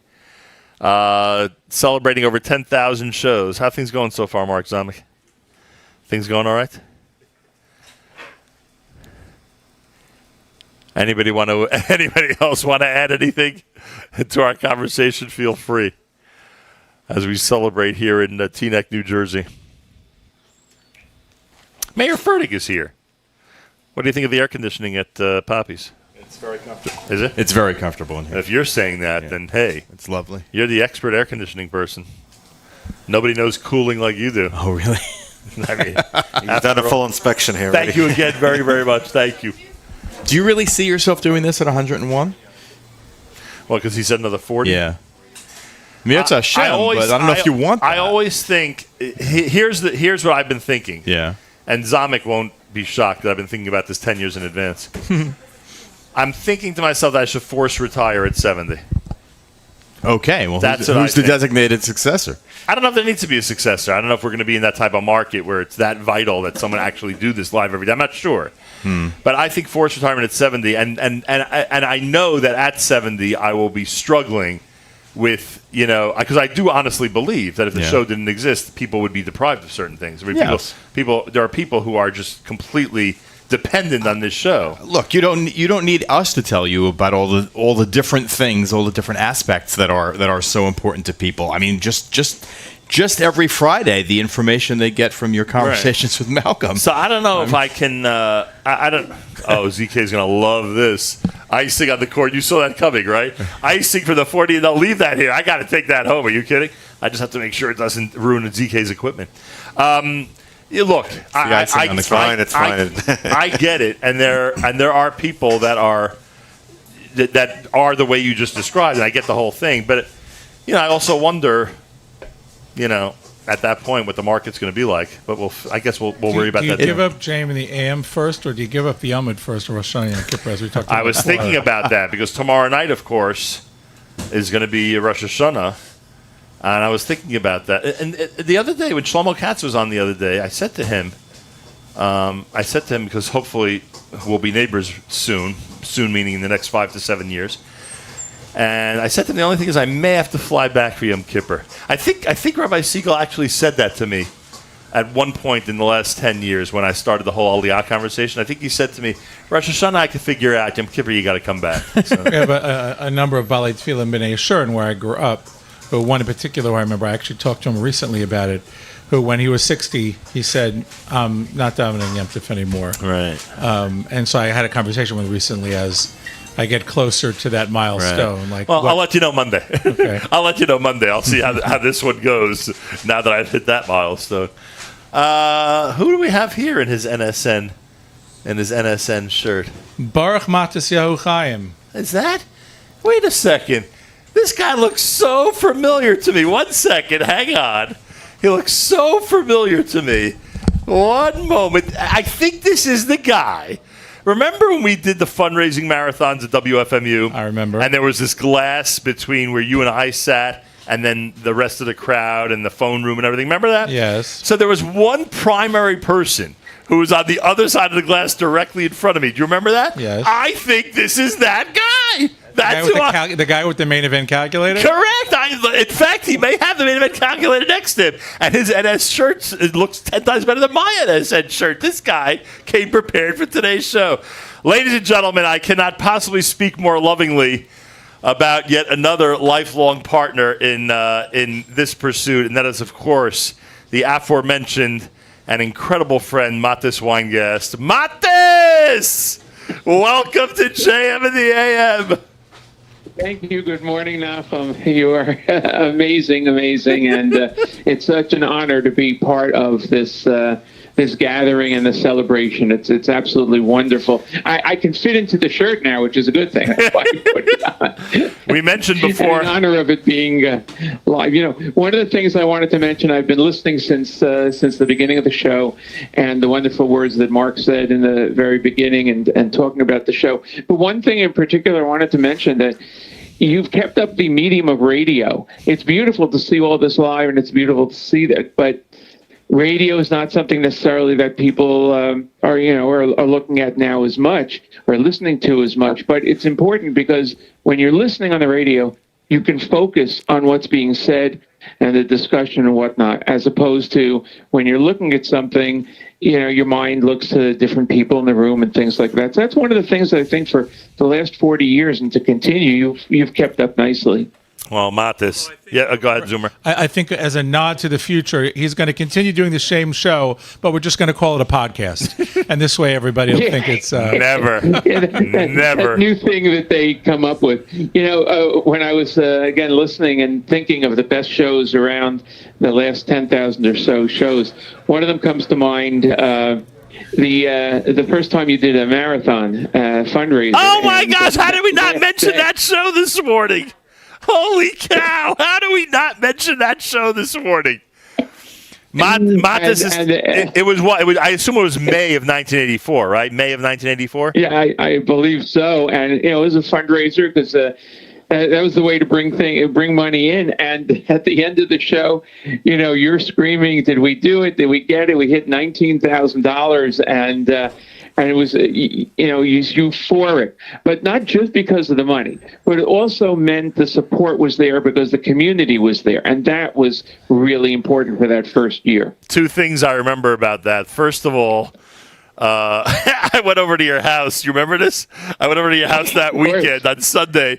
It wasn't good enough on the phone. I had to go to his house to actually listen to the cassette recording of the end of that show 500 times. We listened to it over and over and over. The other thing I remember about that marathon, I'll never forget this, and for those of you who wonder when we fundraise why we do it a certain way, I'll never forget this. In 1984, I'm 20 years old, and that was a 5-day marathon. On Thursday night, I'm all despondent. We were at the $12,000, right? And I'm all despondent, and I'm trying to stick with the WFMU marathon format. What is the WFMU marathon format, Matis? Basically, 3-4 songs, then do some pitching and play another half hour of music, right? And I'm trying to stick with that format, be a team player, right? My late brother sits me down and he says, if you don't ask people for money, they are not going to give money. So we changed format for that Friday morning with me yelling and screaming about how everybody has to give, and we end up making half the money of the marathon that morning, or at least a significant amount. Those are two of the things I remember from that experience as we go back. Oh, my gosh, we go back 40 years. Unbelievable. Yeah. Another thing about the 40 years, you can do a job for 40 years and make widgets for 40 years, and then you've accomplished a lot. You've had a job and you retire and you move on. But here, the 40 years, it's not just that you're doing this for 40 years. You are still keeping this fresh. I mean, we talk about nostalgia, but we have, over the decades, new families have come up, new generations have grown up around us and around you and doing the show. And yet you still keep it fresh. You still keep it relevant. And that's extremely important also. Yeah, I am laughing now. Now you start to reminisce. I knew it would end up being a morning of reminiscing, which is great. But, a little bit. I'm now thinking of all the times that Matis had to intervene when I would do something stupid on the air. And you know which one I'm thinking of right now? There was once a. There were so many. There were many. There was. I can't even say. I get a pachad in my body. I start shaking when I even think about this episode. Yeah. But there was one time where something terrible happened in Israel, and someone called and said you should really be talking about this. And I said something like, "Well, now it's time to raise money for the radio." I said, Matis had to do damage control on the air like you never heard before. Nachum, you may have earlier alluded to the fact that we're raising money, but let me give you an update about what's going on in a very serious situation. That's just one of the times, but there were others also. There were others where you had to step in and explain to people, okay, he's going off his rocker, but let me explain to you exactly what's going on. And most of it was when I would go on one of my tirades about people supporting the show. And you would then have to sort of, bring everyone back to the point of, we're not criticizing you. We're not, even though it sounds like Nachum's really upset at you. We're not criticizing. We're just trying to strongly suggest that, So he was there to do a lot of damage control. Well, thankfully, thank God, Mark was there also all the time to. Yeah, but that was not Mark. In all fairness, that was not Mark's role. Mark was never turned to apologize to the audience. I was the opposite. Right, exactly. I was doing the damage. Mark was never turned to apologize to the audience the way you had to. I do think we got. Would give a look. Mark would give a look. Yeah, and it's like what? He'd give guidance, but that was not. No, his I role. do think that we learned how to consciously. We talked about it a little earlier. How to consciously control, especially during the fundraiser, not to. Well, how could you not bring this up on the air? Okay, and then we stopped telling you stuff. Are you kidding me? That was maybe the biggest That was backstage the best move ever. That was maybe the biggest backstage conversation Mayor Weingarten and I ever had. Well, somebody had died during the marathon at 8:30, and he insisted on telling you, and I insisted on not letting him tell you. Right. Don't say a word. Right.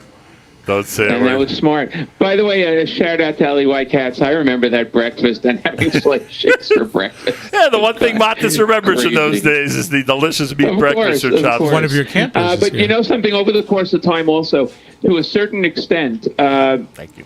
this show, to a great extent, this show defines your life. And that's the way it should be. I mean, that's what you've done and built up. But it also defines other people's lives. It defines my life to a certain extent. Family defines life first. But when you go around the world, and we've all experienced this, and you're someplace you don't expect anybody to know who you are, and suddenly somebody hears your name or your voice and say, "Hey, weren't you on the radio this morning?" Things like that. And that's a good feeling. Matis, what was the Thailand story? Didn't you once call Chabad of Thailand? Sure. After the tsunami in Thailand, I was working for a Jewish school, and we wanted to collect some money and give tzedakah directly to the people in Thailand, to Chabad, because they were doing such an amazing job. And as you may remember, the Queen of Thailand honored them the year later. Right. So I called the Chabad rabbi in Thailand. And I called the office, and the Chabad rabbi answered. And he told me, yeah, you can send money to a bank in America, and we'll get the money and whatnot. And I said, okay, do me a favor. When you get the money, if you don't mind sending a thank you email to me. And I gave him my name. Without missing a beat, this is the morning, this is like 12 hours after the tsunami hit. He goes, Matis, you weren't on the show this morning. What are you talking about? Unbelievable. Matis, stay there. Can we keep Matis on? Yeah, of course. Matis, stay there. We have another special guest with us via telephone, and I'm told it's Simon. Simon, are you there? It's me. How you doing? But not Simon. Oh, it's not Who's it? Simon. I know him. Is it Josh? Yeah. I apologize. I saw the Israel. I apologize both to It's okay. you. I have to say, Matas and Nachum, it's like being at a wedding and you have that circle and you don't know when to jump in. You don't know if it's to jump in. Is it a family circle? Is it the Harusa circle? Am I allowed to come in yet or not? So I'm just waiting on the side until someone pulls me in. David Bashevkin talks about doing the Rebbe dance. You have to be. Well, no, you can't. Like there were certain things you can't do. So I get it. I apologize. Well, I could go on with Matis for the next few hours. So I got the Queen of Thailand. It's awesome. I'm glad that you're with us. It is, of course, Rabbi Yoshua Fass. Rabbi Josh Fass is the co-founder of Nefesh B'Nefesh. Talk about partnerships. It's funny. I just wrote something about partnerships regarding JM and the AM, and the actual partners, Matis, Mark, our entire staff, they didn't make it into that chapter. It was more of a partnership, on-air partnerships that I was discussing in this article. And you're, of course, one of the people that I cited, and I can't thank you enough for this partnership because you've given us an opportunity to bring people closer to Israel. Simple as that. And I don't just mean physically, and all the times we've had an opportunity to be on a plane together and to escort North American Olim. I'm talking about how we've been able to bridge the gap between Israel and diaspora because of our partnership, meaning me and you. So it's something I cherish very much. I'll wish you a happy 40th anniversary as well. Because you're such a big part of this. You don't look a day over 30. Thank you for that. No, but it's not a partnership. It's not only a kindred spirit of Yedidei Nefesh. I think we're just so fused with our passion of this connection between our world and building this incredible miracle that we have. And we've saw eye to eye for over 20-something years. And you have been, sometimes you've been the code, the voice for almost a Moshe Aharon relationship of being Lashon Anochi, and you having been able to be the megaphone for just such a incredible, critical mission. So with all my love and all my support and all my recognition, appreciation of it.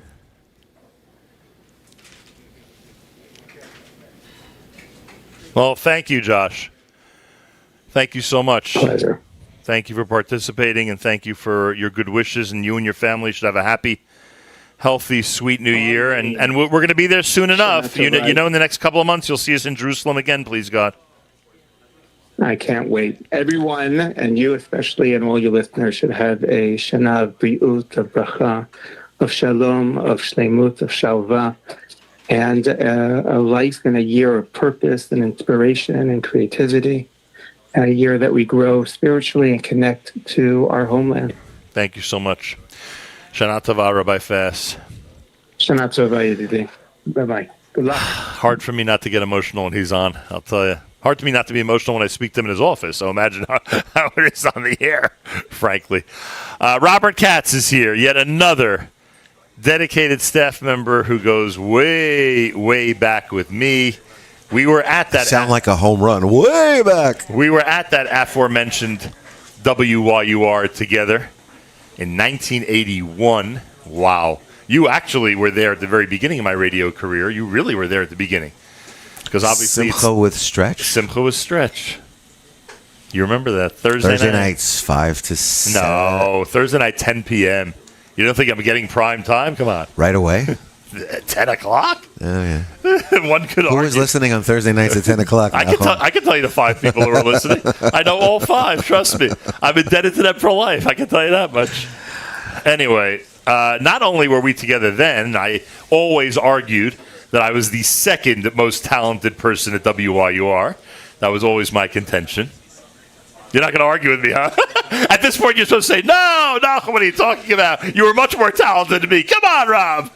That's, you know what? There are givers and takers in this world, as we've learned, you and I. That's an understatement. I will be a taker on this end and say thank you for the compliment. Are you kidding me? I always said that. I was the second most talented person there. That's not true. That's absolutely not true. I will say it unequivocally. You are clearly far friendlier than I am. Far more social I was than talking about raw talent. Far more social than I am. And then you went ahead and not only became a substitute host at JM and the AM, But you actually became the answer to a trivia question for a while. Who did the Yom HaZikaron show every single year on JM and the AM, which even the expert JM and the AM fans were stumped on, you should know. That is how seamlessly you went ahead and created that slot for yourself. Well, I didn't do it for myself. Well, you know what I mean. Okay, we never did anything. I don't think we did much for ourselves. That's an understatement. Waking, especially you, or over the years. And this isn't about me. Thank you for the compliment, but this is about you. So, and it's about your 40 years of invest. I will never forget your brother Nate's comment at your 30th birthday party. 30th birthday? Yeah, which was probably That's like a few years ago. That was your 10th anniversary, probably your 10th Right. anniversary. Also celebration, where he got up and he said that besides the Prime Minister of Israel. He said this at that party? Yes. Oh, you know the line? Of course I know the line. Okay, well, I I'm didn't sorry. think he said it at that party. He said it at the party, and I was like, wow, that's a really great insight. Can I finish the thought? Yes. Thank you for interrupting. That aside from the Prime Minister of aside Israel. from the Prime Minister of Israel, no single Jew in this world besides Nahum Siegel talks to more Jews in any given day. The line is, Nahum Siegel speaks to more Jews than anyone else except for the Prime Minister of Israel. How outrageous a line is that? I think it's brilliant. Matis, can you apologize for Rabbi Siegel, please, to the audience, that he went ahead and made that observation? Let me just say this about you. Yes. Everyone compliments your voice. Everyone compliments your. No, there are people who don't like my voice. your There are gift- people. your gift- There are naysayers Your out there. gift, of course, there are naysayers out there. This is read your book and then read my book. So, but if yours comes out first, I'm no, in big no, trouble. don't worry. I'm in big trouble. I'm giving you the covet of you putting yours out first. But everyone talks about your voice, and everyone talks about your gift of gab, and everyone talks about your interviewing skills. I had a thought the other day that we always talk about, how many listeners you have. Do you know who the best listener is of all? Who? You. Why do And you say that's that? what makes you so great. Well, thank you. That's what makes you so great. In this world, there's not enough listening. And when I think about how much you've listened to over the years, how much important insight, important information, and also not so important information, but people thought it was important and you made them feel important by listening. How much even right now, you're quiet. You're listening to what I'm saying, and that's making me feel good. Because you're an amazing listener. So of all the listeners of JM and the AM in the top 40 over the last 40 years, I hereby declare that the Nahum Siegel Network and JM and the AM's greatest listener is Nahum Siegel. Thank you very much. I appreciate that very much. And of course, now I can't say anything. There you go. I have to continue listening. There you go. And What do we have here, Mark? Okay. And that's all I wanted to say. You know I love you, and you know I'm amazed at who you are, and you're the best darn listener in the world, and I thank you for that. Thank you. And we all should thank you for that. Thank you very much. Shana Tova Mutuka. Happy, healthy, sweet New Year to you and your family. You certainly deserve it, I'll tell you that much. Randy Wartelski is here. There was a time when she had quite a presence on JM and the AM. By the way, Robert Katz is such a tough act to follow. Can I just say you took the words right out of my mouth? Is that So eloquent. Will that be sufficient if Randy says that? Thank you for being here today. Happy birthday to you. Thank you for bringing. Oh, thank you for remembering today's my birthday. Of course. Happy anniversary to you. Thank you for bringing the party to Teaneck, Yeah, you got the it. local party. So, what are your thoughts of the last 10,000 shows in the last 40 years? So, first of all, I got my first driving ticket ever in Jersey City when Join I the club. came to the studios and I made a U-turn because I just couldn't find the building. And I got my first, that was a very humbling experience. But all joking aside, I remember when I first was speaking with you, my connection to you came through Mayor Fertig. Right. Well, we were connected for a long time before that, but Correct. my professional Because of your connection amazing parents. came through Mayor Fertig, thank you. And at the time when we were talking, Mayor's like, Nahum's a little busy right now. I don't know if he's going to be able to get back to you right away.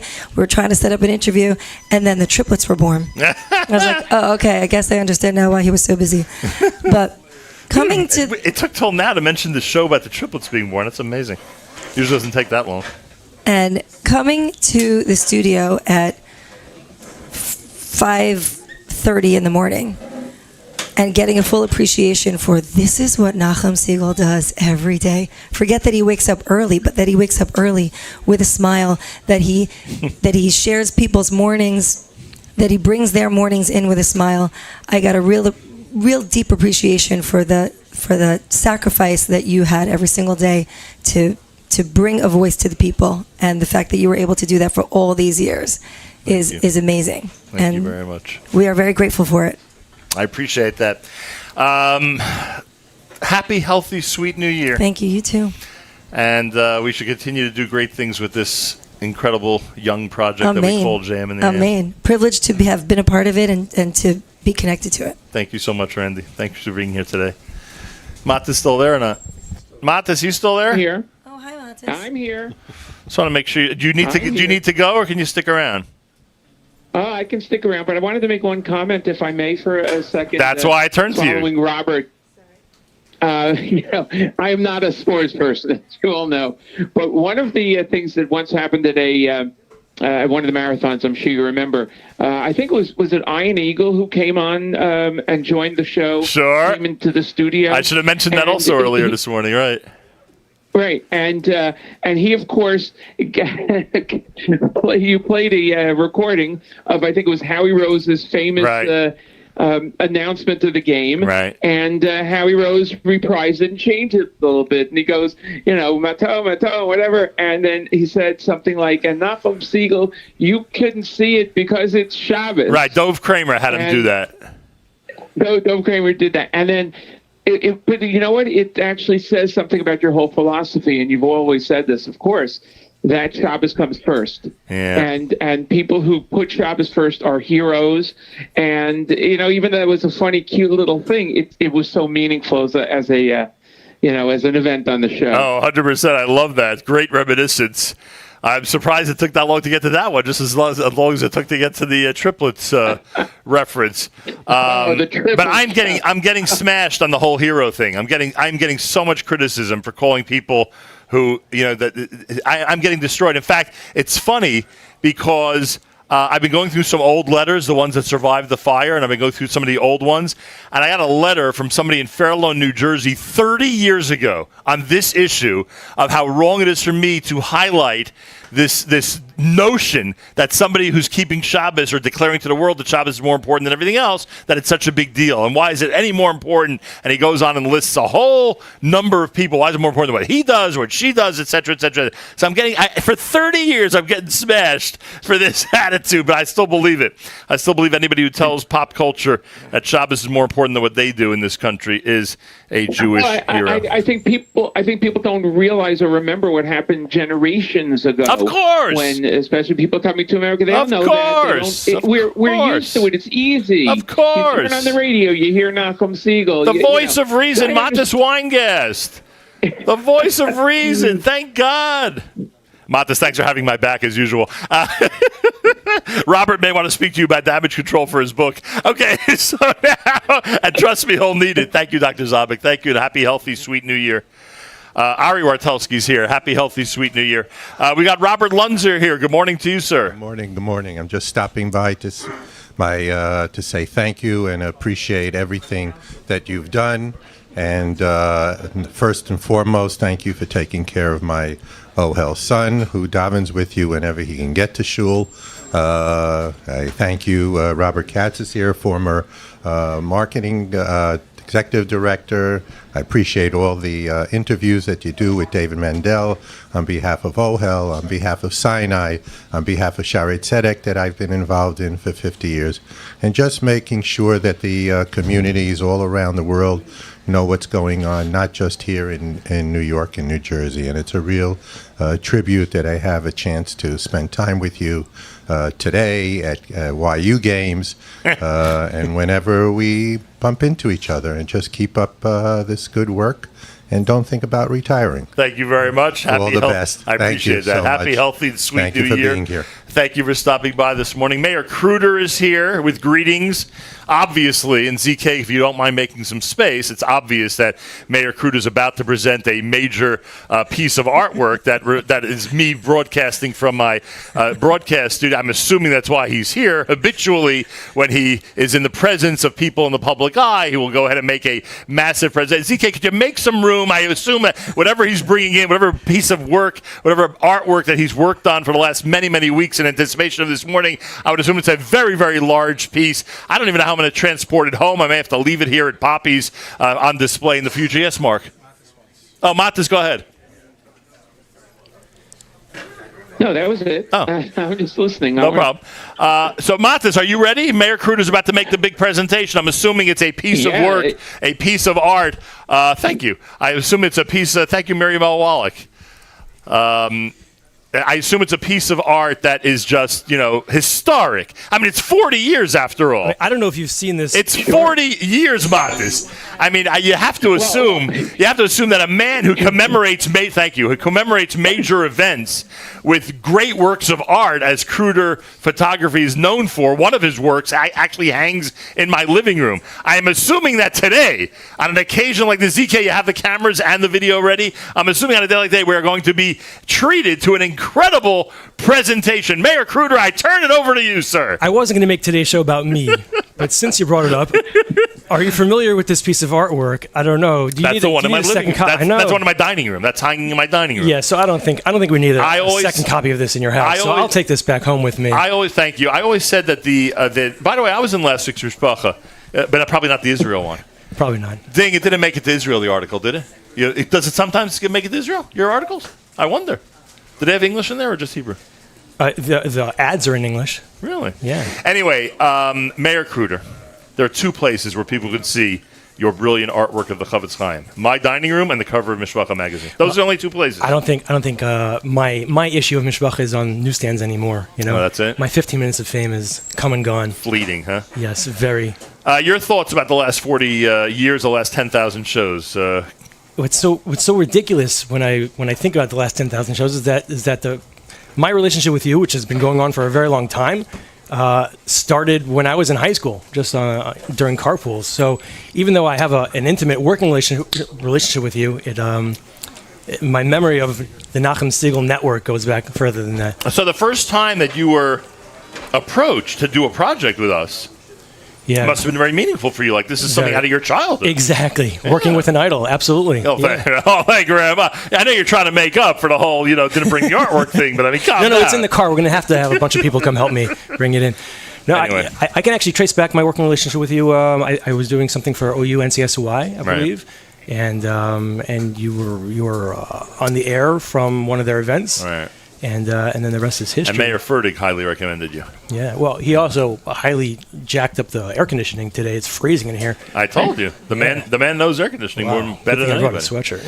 Thank you very much for being here. Happy, healthy, sweet New Year. Thank you. I'm into you too. And I'll see you on the 80th anniversary, please God. Yeah, or in Morocco or Moscow or wherever we go next. Oh yeah, he invited me to Morocco.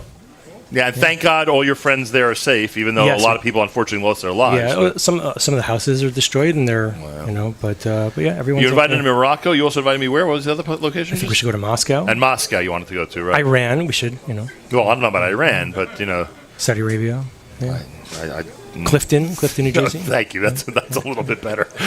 But thank you, Mayor Kruder, and happy, healthy, sweet New Year. Let's keep planning and dreaming. Yes, Mark. My 10 seconds of producing today, right? I'll do that.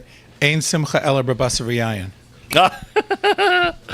So Mark Zamek claims that according to Jewish tradition, the only way to have an actual celebration is when you have both meat and wine. So our favorite, and this is no joke and no exaggeration, our favorite meat and wine people are sitting in front of me and are bringing this combination of a happy anniversary wish together. Who am I referring to? First of all, I'm referring to Seth Levitt, A&H.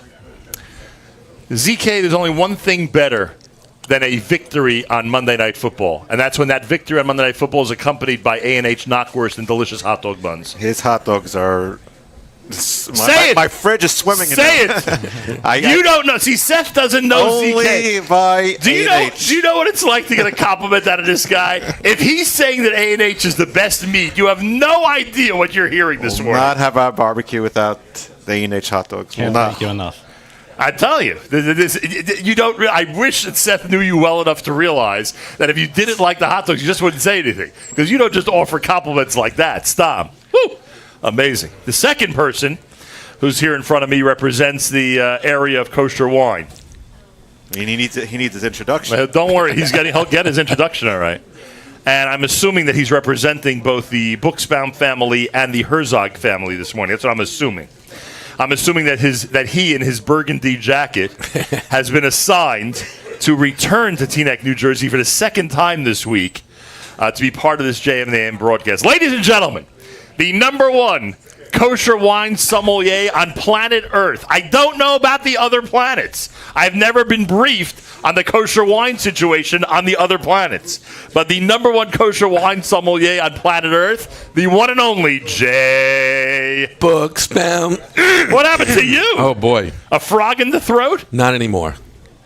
So you're sitting there eating. Oh, and by the way, we had some delicious hot dogs at your celebration Sunday night. It was great. You're now sitting and eating a delicious A&H hot dog, and now you got to pair it up with a perfect bottle of wine. What is Jay Buchsbaum recommending? What bottle of wine do we use when we're pairing up with A&H? I always say this: the one you like most. But what a cop out! What a cop out! If Buchsbaum himself was sitting and grilling up an A&H hot dog, Alexander Valley Cabernet. There you go. Seth Levitt no longer is it a mystery to Seth. Now he knows exactly what to pair up with those delicious hot dogs of his. The Alexander Valley Cabernet that Jay's recommending. Seth, I'm sure this is a load off your mind. Exactly. Now that you know exactly. As long as he has a bottle, For you. outside. Say the least. Anyway, I'll trade you for some hot dogs. 100%. both of you, and meaning you and your extended families when it comes to the business world, have been very key components of this broadcast for the last 40 years. Can't thank you enough for your support, your encouragement, your enthusiasm. Even after 40 years, all you keep telling us is keep on going. Just keep on going and keep it happening day after day after day. So I take this opportunity to say thank you. And what are your thoughts on this? I got to tell you, for many, many years, Jay Buchsbaum, I meet people in the street. You're the famous J.A. Books, blah, blah, blah. And most of it, though, almost all of it was Metro New York. Right? And then you switch to the world, the universe, if you will. And now, not only do I get that, but I can be literally in Timbuktu, and somebody will say, oh, I just listened to you. The thing that you've done, which is to reach so many more people in so many more places, in so many more different venues, has just been phenomenal. Thank God. Seth, your thoughts on this 40th? I'd like to say, Jay and I have it easy. We're both in the food industry. We feed the body.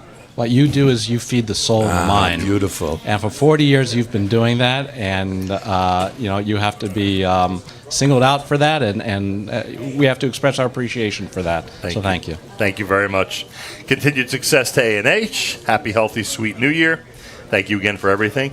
Continued success to Royal Wine Kedem, who is sponsoring tonight's Erev Shabbos show with Mark Zamek, which is also an Erev Yom Tov show, an Erev Brand New Year show, in addition to the hundreds of other shows they're sponsoring for us. And a happy, healthy, sweet New Year, Jay.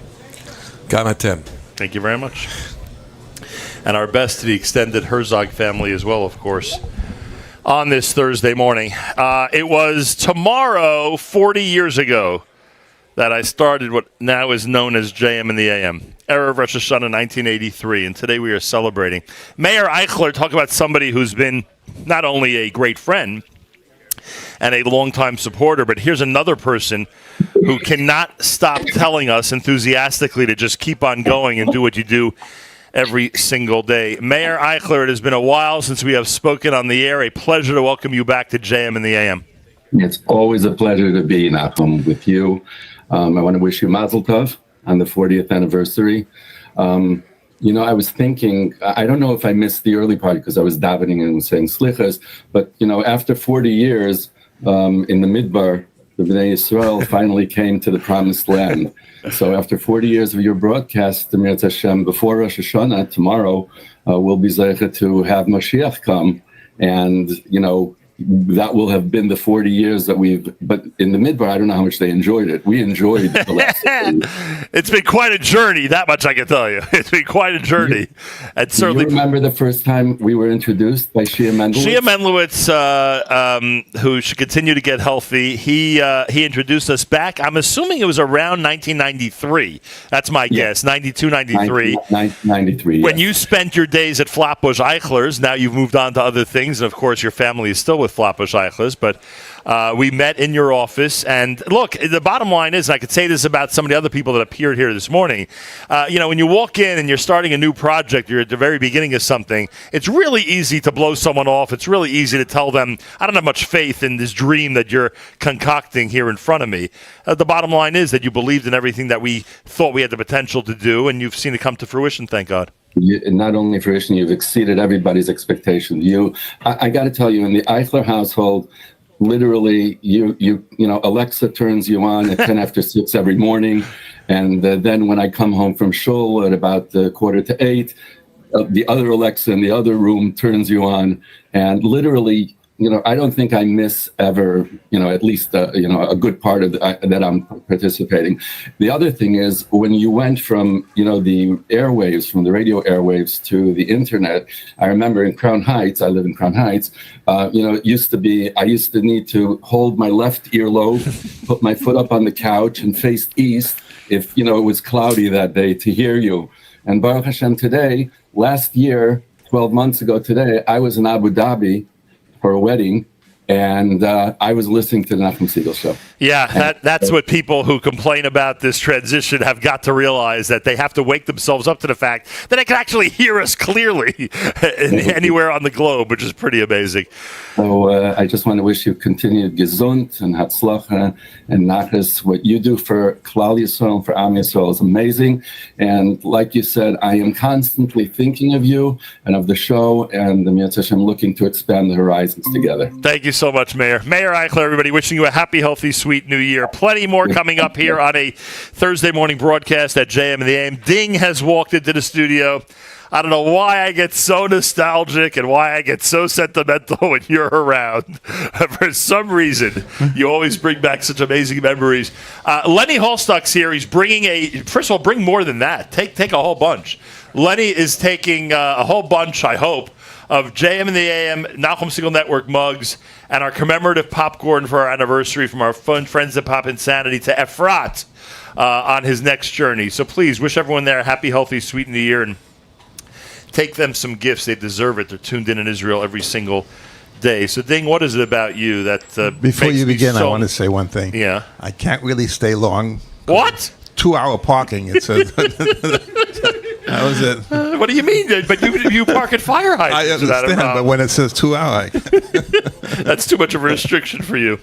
So why is it, Ding, that I get so sentimental when you walk into the studio?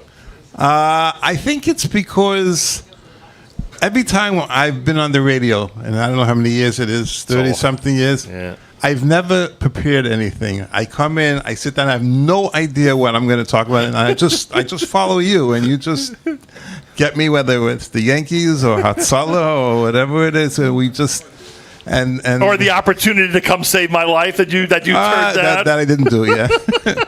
I always joke because when I had that injury, it happened on the Upper West Side. I said, "Ding! Here was your chance to answer that solid call and make me committed, make me indebted to you for life, and you didn't take advantage." But I actually decided that today I'm going to come prepared. Ooh. Oh, right. So listen to what I have to say. And I started this business, the music business, in 1978. And at that time, there was this one guy, Art Raymond. Right. And I say this now on the air, although I couldn't say this many years ago, but we wanted our music played. And that was a way of getting of people hearing it. Sure. And so we used to have to pay him under the table. Oh boy! We used to give him money. So when you came into this world, and the first thing I thought, they said, there's a new radio program. I said, I have to go down and I have to pay him. But I realized so quickly that it doesn't happen that way. And then I realized how fair you are in playing everybody's music. Like it didn't make a difference. You can give $1 million. It didn't make a difference. You played what you wanted to play, and you played fairly. and to me that means a lot. And then you told me that you're my friend, and it was hard to understand, to believe that, like, because whatever, I don't know why. It was just like, I figured somebody like, in the public eye, like it was just a way of speaking. But then I found out after the years that not only are you my friend, but you're my good friend, and that I cherish. It was the Colrena connection. We all had that in our blood. Mark was my camper. So when I knew you back then, it was like hard to. He was hitting up my father for a tip before. In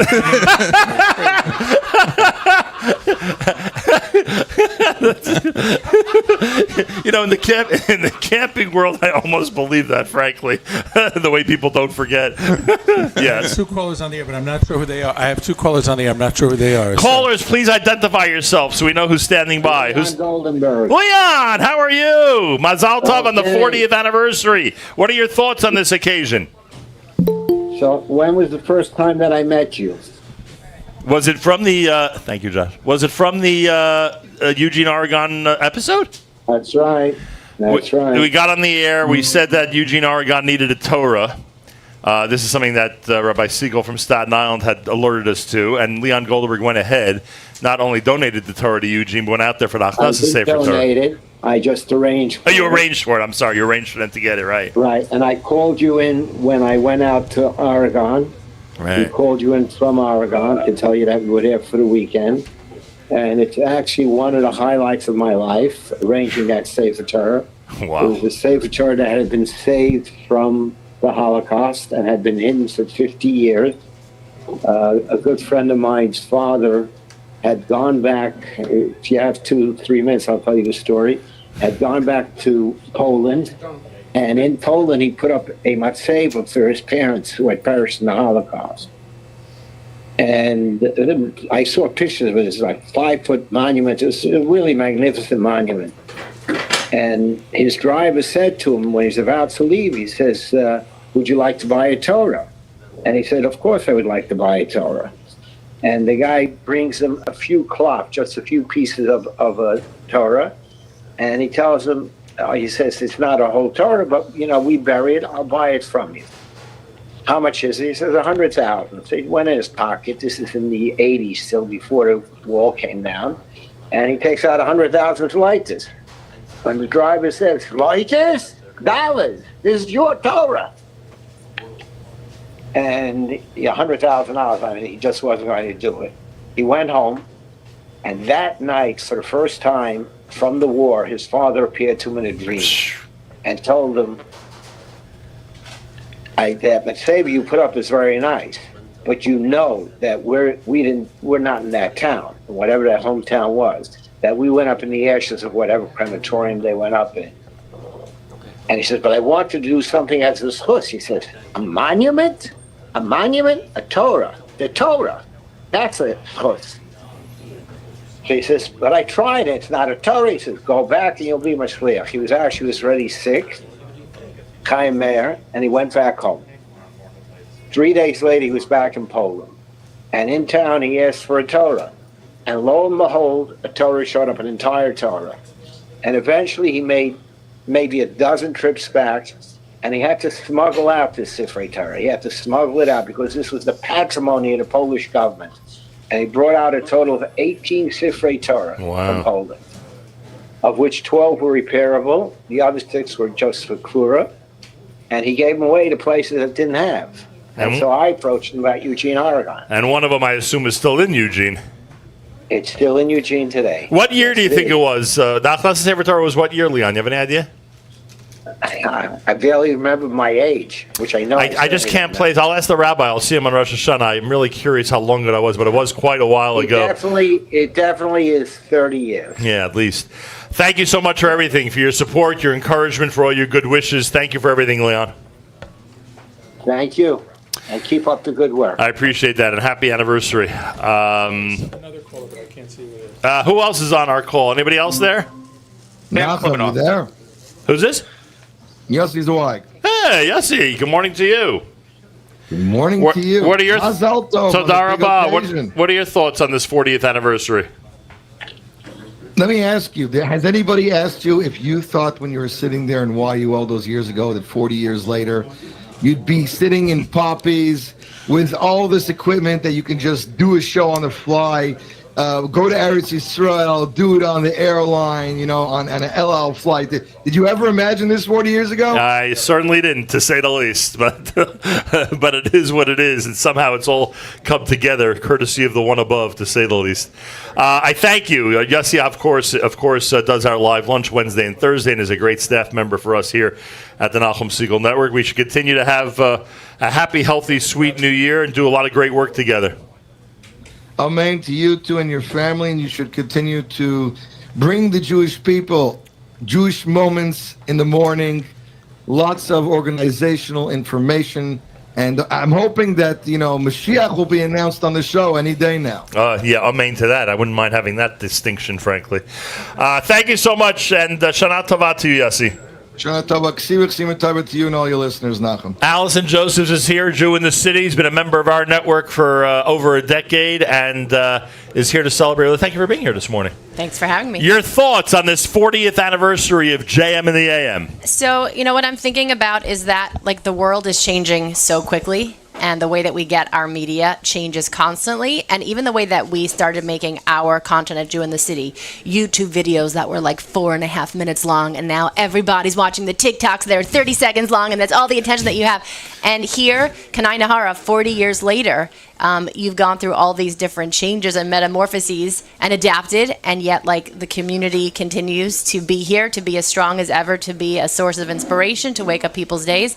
So it's really a schus that you've managed to keep on keeping on as the world has changed so rapidly and maintained that inspiration. I appreciate that very much. And as much as the world is now used to content that comes across in 15 seconds, we're making a commitment to do 3 hours of live radio every single day, even now in 2023, even with the world getting used to finding out what they need to find out within a few seconds, which is still remarkable to believe.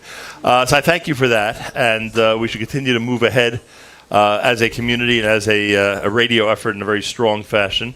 And it's a crazy world out there, as you know, and the Jewish community in general has to be on guard regarding so many different things that are always challenging the Jewish world. And I'm sure you in your position would encourage everybody to stay alert to all those things and act accordingly. For sure.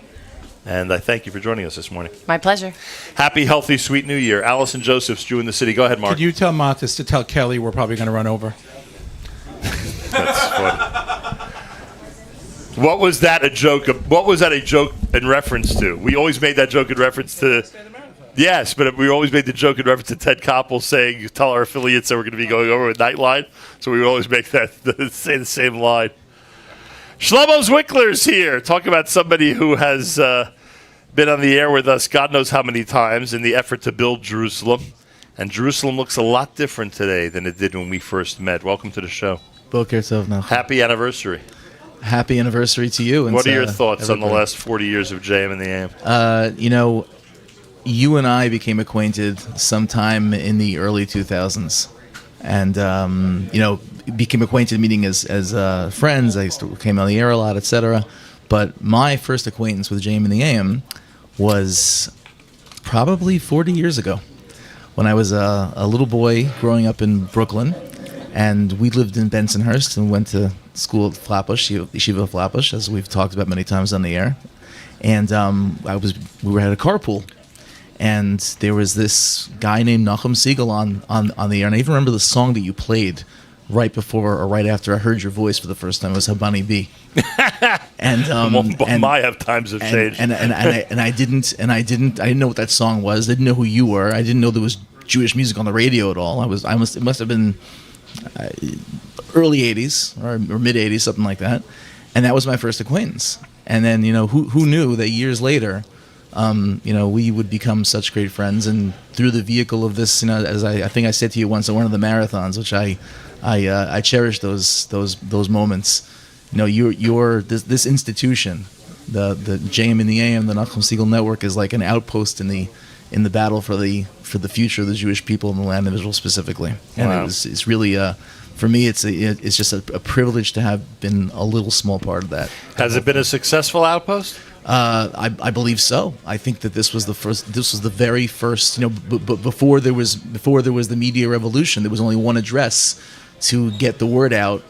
About anything that was important and significant to the Jewish community, and that was JM in the Am. That was Nachum Segal. I want to share with you an anecdote that I referenced when we chatted earlier. My daughter was in Poland a couple of weeks ago through her school, Banat Chorev in Yerushalayim. And as a lead up to the trip, they invited a few parents who were second or third generation from survivors. And I'm sitting there at this panel, to discuss family history, et cetera, et cetera. And next to me is this a woman, another parent, whose last name is Goldschmidt. And we're talking, and she's talking, and I'm talking, and afterwards she recognized my American accent.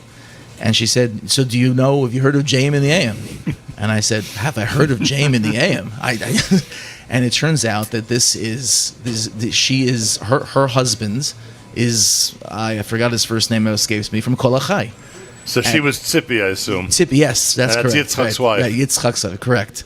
And so we have kids in the same class. And then she tells me that Ulpanat Chorev, the building, I always noticed it, and I didn't make the connection, is named after someone named Hannah Weingarten. Correct. And which is I believe the great aunt, if I'm not mistaken, of our friend Meir. Mm-hmm. And Meir's name recently came up. It comes up all the time, but we reminisced about Meir, reminisced about JM and Well, AM. Tzipi, Yitzchak, they always joke that Yitzchak was the best friend of Meir on that side of the world, and I was the best friend on this side of the world. So it was quite a moment, quite a reminiscing, and what was very poignant to me was that recently I remember you posted something about the whole Yishai Ribo appearing in the garden, and how the New York Times article discovering his being a tzomet, a crossroads, and Meir, between Jewish and Israeli music. And I remember when Meir, you said it, and I remember predicted it years before, and we talked about that also. Correct. Meir was a navi. Correct. He was a navi, and he was the navi of this show. He was the navi of this institution. Just so you asked me, what do I think about? What do I remember on the 40th anniversary of JM and the AM? So I appreciate you remembering it goes him. to all of those moments. Thank you. Happy, healthy, sweet New Year. Thank you. Does this mean you're spending Rosh Hashanah in the United States? No. I am. My next stop is Newark Airport. I love it. Good seeing you. Good to see you too. Mazal Tov and Shana Tova. Shlomo Zwickler, of course. Listener Sina is checking in. Listener Sina, good morning to you. Good morning, Malcolm. How you doing? Thanks so much for joining us this morning. You're very welcome. I know you probably think I'm lurking around somewhere on Cedar Lane. Well, we're assuming you're going to walk in at any moment. No, I'm really not. I'm sitting at Gate 10 in Fort Lauderdale Airport. So I would be there if I could. Well, as you've been in the past. It wouldn't be an anniversary show without you, so we appreciate you checking in. We're going to try to make a commitment. We're going to try to make a commitment to keep getting your Mazel Tov wishes on the air. Can't guarantee anything for the new year, but we're going to try our best. Well, listen, that's all a person can ask for. And as far as trying your best, you always do your best. And that's why you have such a wonderfully wide listening audience. And, the Eisenloh Schreier, Gibsons, and Shrivers all cherish our relationships with Hugels. And we wouldn't have it any other way. We should continue to have Hatzlacha and Shana Tova and Mitzvah. Thank you very much. Shana Tova to you. Thank you very, very much for that. What do we have? All right. Thank you. Who's the other caller with us? Bam Klibanoff. Hey, Rabbi! Rabbi Klibanoff checking in from Livingston, New Jersey, Congregation Eitz Chaim. Rabbi Klibanoff, Mazal Tov, Shana Tova. What are your thoughts on this 40th anniversary? Mazal Tov to you. First of all, I've only been here for 35 of them, so I feel like a youngster. But I love the business model. Let's start a new entity and then take off the next 3 days. I think that's, Yeah. By the way, I bet you they were thinking that at that time. That's very funny you mentioned it. Now that I think about it in retrospect. But all right, Yantiv's Yantiv, you know what I mean? I just love it because, if it's a hit, then you keep people waiting. And if not, but we know how it turned out. Baruch Hashem, you have more years than the Cowboys had points against the Giants, but that's a whole other story. Or the opposite. Yes. And I just want to thank you for everything you do not only for me, for my family, for my shul, for my community, but for Klal Yisrael. And every Rosh Hashanah, when we daven, we say, "V'yayasu kulam aguda achas." I think of you, because you bring so many different people together, and there are very few unifiers in this Jewish world, which is obviously our greatest challenge, and you are indeed a unifier. So may you have the strength to continue for many, many more years here and in Israel, God willing, in Israel. Amen. And we'll all be unified together there. Thank you so much. Thank you, Rabbi Klibanoff, and best to your entire family. Shana Tova. Happy, healthy, and sweet New Year. Paul Glasser is here. Now, most people don't know this who are listening, but it's possible that aside from family, right, like my brother Yigal, you might be the person on today's show who knows me the longest. It's possible. So Nachum, not that you or I would ever admit to that. No, we're not going to admit to that. But Nachum, your father, Zecher Tzadik Livracha, hired me for the Hebrew Youth Academy of Essex County in September of 1973. And I was a music teacher, and guess who was in my class? I was in your class in 1973. You were in my class, so we go back 50 years now, as my wife and I celebrated our 50th anniversary, and it's been quite a long road. And I think that the most important thing that you should feel is that you have made a difference around the world, that the Jewish communities around the world have came together because of your show, because of your personality and the love that you have for Yiddishkeit. And of course, everyone knows that the thing in Yiddishkeit that makes the real difference is music. You might study Gemara 8 hours a day, and I think it's a great thing. But as soon as the music comes on, the Pintel Yid goes into place, and you have been the representative of that for 40 years. So on behalf of my own family and, of course, the Touro University family, Dr. Kadish and Rabbi Krupka, we wish you many, many more good years to come. And I'm glad that perhaps a 0.25% you were inspired by some guy in 1973. A music class that I will forever treasure. And I'm so glad that Touro University, which is such an important part of the support of this show, had a representative here today. I thank you for that, and our best to everybody as you continue to grow like crazy. Yes, thank you so very much. Mechayel El Chayil. Thank you. Shana Tova, happy, healthy, sweet New Year. That's Paul Glasser, everybody. Somebody, again, who knows me for quite a while and can appreciate the fact that one of his elementary school students is now at this point of his career. This might be the most exciting conversation, and don't tell that to his mother, but this might be the most exciting conversation of the morning. I'm totally surprised that Binyamin Siegel, who is very busy taking care of my granddaughter, very busy at work, very busy before the new year. After all, he's with the Metropolitan Council on Jewish Poverty. You can only imagine how many people they are servicing before Rosh Hashanah and Sukkot. So he's a very busy man, and yet he's here in Teaneck, New Jersey on this very special morning. Thank you for the big surprise. Well, thank you so much for having me. Are you so nice kidding to me? Be here. I could do the rest of the show with you. Are you kidding me? You know how much we could talk about? So, do you have any special thoughts on this 40th anniversary of JM and the AM? I have a lot of special thoughts, a lot that I thought of coming over here. But I think the first one is that I've now been alive for 77% of your career, which obviously keeps increasing as the years go on. And I think I could probably tell the stories of every year of your career now, and there's nothing better than a Shabbos afternoon sitting in your house and reminiscing about the stories and watching my father's face light up every time I remember one of them. Somebody the other day was asking me for a bunch of stuff about the history of the show. And I cite 10 stories that happened with you. And they said, you got to put something in about the other kids. Did anything happen with them? I'm like, you know how it is. Yeah, you went from 1 to 4. It was, right. There was a lot happening in the house. So I've been alive for 77% of the career.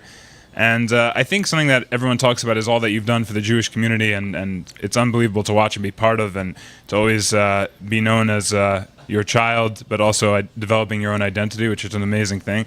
But I think, and I was just mentioning this to Randy, one of the most amazing things is that the friends that you have and the people that you have from your entire radio career, from WFMU, which is always a bunch of unique characters, I would say. Anyone who has worked there knows that they're amazing people, but different and unique.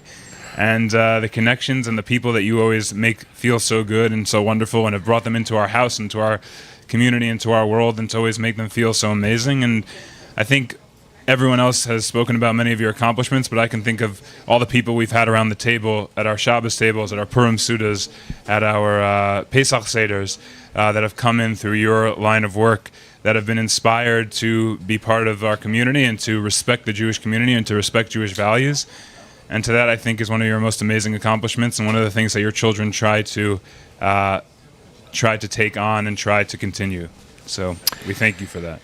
Well, I'm overwhelmed by everything that you're saying, and one of the most heartwarming things that a father can experience is when their children carry on so much of what we've tried to impart on them. I always joke that at all the bar and bat mitzvahs, we never gave our children, a Musar Shmooze during a speech that day, because basically they've been getting the Musar Shmooze their entire life. And so I single out that day when every day they're being hit over the head with how to behave and how to approach life. But thank God that you and everyone else has given us such tremendous nachas. It is hard to believe that 40 years ago I was a single guy who was still in college, and now 40 years later I am a grandfather who is celebrating 40 years of this show. What can I say? The whole thing is surreal, frankly. But we should continue. We should continue celebrating smachot, wonderful occasions together, and giving each other nachas. And I'll never forget what my good friend Doug Jablon once said to me. He said that toward the end of his father's life, his father called him in and said to him, "I have nothing to leave for you. I have no cars. I have no house. I have nothing that I could leave for you. But what I can leave for you is our good name."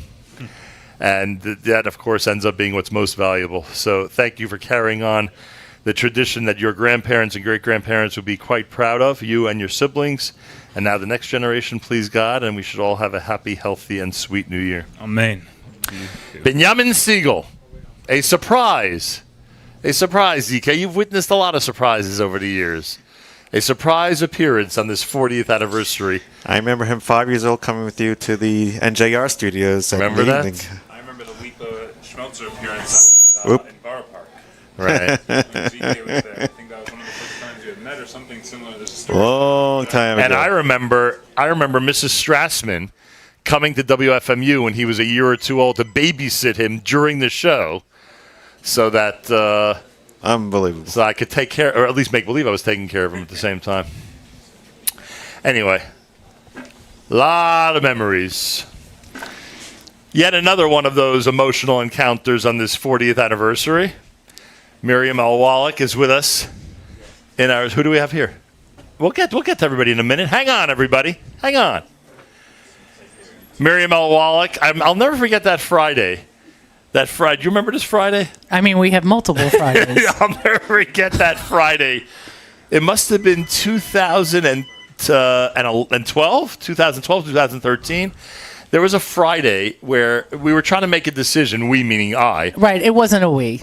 Right, I was trying to make a decision whether it's a good idea to bring Miriam L. Wallach into the network. He's still deciding. And we're going through this whole thing, and I'm being encouraged by people like Mayor Fertig and people like Yigal Siegel. Fertig was a real shadchan here. Yeah, of course. Yeah.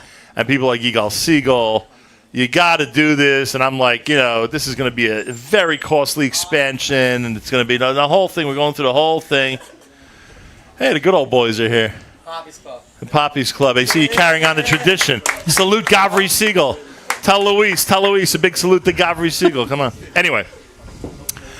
And then that Friday, do you remember where the meeting was? In Kosher in Midtown, whatever it's called now. Right. Eden Walk. And I think we sat there from like noon to 5 on Friday. It was in June. And I think we sat there from like noon to 5 trying to see if this actually, if there's a good reason to actually, expand the network in this manner. Anyway, the rest is history, as they say. And you brought to this effort. I joked that when we did the shows in Paris, Venice, and other places, I joked. I joked. Well, that's still going on. Just saying. I joked that you had seen this vision way before we got here. That was it wasn't a joke. It was a serious comment. But that you had seen it and that you had envisioned it, so to speak, way before it took place. So that's only a drop in the bucket in terms of all the stuff that's been going on since you joined the Nachum Segal Network. So all I'll say is thank you, and thank you for being here today. Well, it's a pleasure to be here today. I need to remind you, as I probably have reminded you for the last 12, 13 years, I didn't create Nachum Segal. Okay, that's... Right, but you expanded the efforts in a way that's much appreciated by the Jewish world. Okay, it was a tremendous team effort by people in this room, people who have called in, people who have been on video, etc. Ain't no one person taking credit for the expansion, the growth, and the success of your career. So I'm happy to have been a part of it. I'm happy to still be a part of it. It's one heck of a wild ride. That is for sure. By the way, you're almost about to miss your ID. I'm just saying. I don't think we did one this morning. Do you want to do one next? No. Does it from me know we're going over? I'm just checking all the boxes. But no, it's been great being here this morning. It was funny. I was thinking about how many times I've driven to Jersey, so to speak, to be on the air with you. Obviously, wrong parts of Jersey. But the first time I came to the studio was when you threw me out of the studio, which is also a good story. Of course. 2007, 2008. I don't know. I blocked it out of my mind, but yeah, that was so when Mayor, when this whole development of becoming general manager and working with you full time, it people don't realize how funny it is because I literally made you so crazy in the first 45 minutes that we worked together at WFMU that the fact that there was a history afterwards is shocking. Yeah, it's pretty funny when you think life is funny, isn't it? It certainly is, and yeah, we have a lot of good things to show for it. Thank God we have a granddaughter to show for it, which is also crazy. So it's insane. It's so insane, but it's amazing and wonderful. And she looks exactly like a seagull, and I'm not saying that because I'm on the air with you right now. Just to clear things up, I'm Ariella's bubby. Just to clear things up, it is Miriam's daughter and my son that made us the grandparents of the same child. Correct. Which is insane when you think about it. It's nutty. By the way, she does look like a seagull. She's spitting image of and a she seagull. does look like a seagull, right? A little bit. And she looks like a lot of her aunts and uncles, right? I feel like it's a Groundhog Day kind of moment where you're repeating yourself. By the way, shout out to Matis because he was apologizing for years for things that you were saying on the air, and I've been apologizing off the air for things you've been saying. When he said that, I'm like, Matis, I totally feel your pain. I feel it, buddy. I feel it. It's still going on. Matis was the damage control. For as much as I don't work with you, I'm still apologizing for things that you said. And that's true. I know. That's it's again, only partially funny. Right. It's not rare that I will text you, can you take care of this? Right. Can you please tell the person I didn't mean it? Right, exactly. All good. But anyway, you should continue for many, many more years. We should continue to meet here in Poppies for Smachot. We should all have a Shana Tova. And well, what about smachot in our families? We want a lot more grandchildren, right? We want more grandchildren. Yes. We want more grandchildren. We want more happy occasions together, right? Your family, my family, a lot. No pressure on anybody who's in law school, right? Excuses to get together and celebrate, right? We want a lot of those. Yes. I mean, imagine we've celebrated the birth of Ariella Aviva. Imagine we're going to be at her wedding one day, please God. I need to just one day at a time. Yeah, I get it, but I mean, that's pretty cool, no? Yes, and that's amazing and everything. And now, by the way, do you think she looks how did I just age 20 years? Do you think she looks like a seagull? I'm just curious. All right, are you cutting my mic now? I think we're good. Has ZK been shown a picture of Ariella today? Do you have a picture on you? Just imagine Yosef, but with like pink. It's just, that's all it is. But you actually saw her recently. You saw her at an event recently. Correct. You saw her at the parade. Forget it. She's more seagull-esque now. The parade was so May. And where are we going? Naomi Nachman is with us, the Aussie chef, the Aussie gourmet, somebody who really helped us expand our network because she's one of the people, along with Mark and many others, who have successful radio broadcasts that happen on a regular basis. Hers, of course, Fridays. Table for Two with Naomi Nachman. Naomi, welcome to the show. Thank you. Can you hear me? I have no idea if this is working. I hear you fine. And your thoughts on this 40th anniversary of JM and the AM?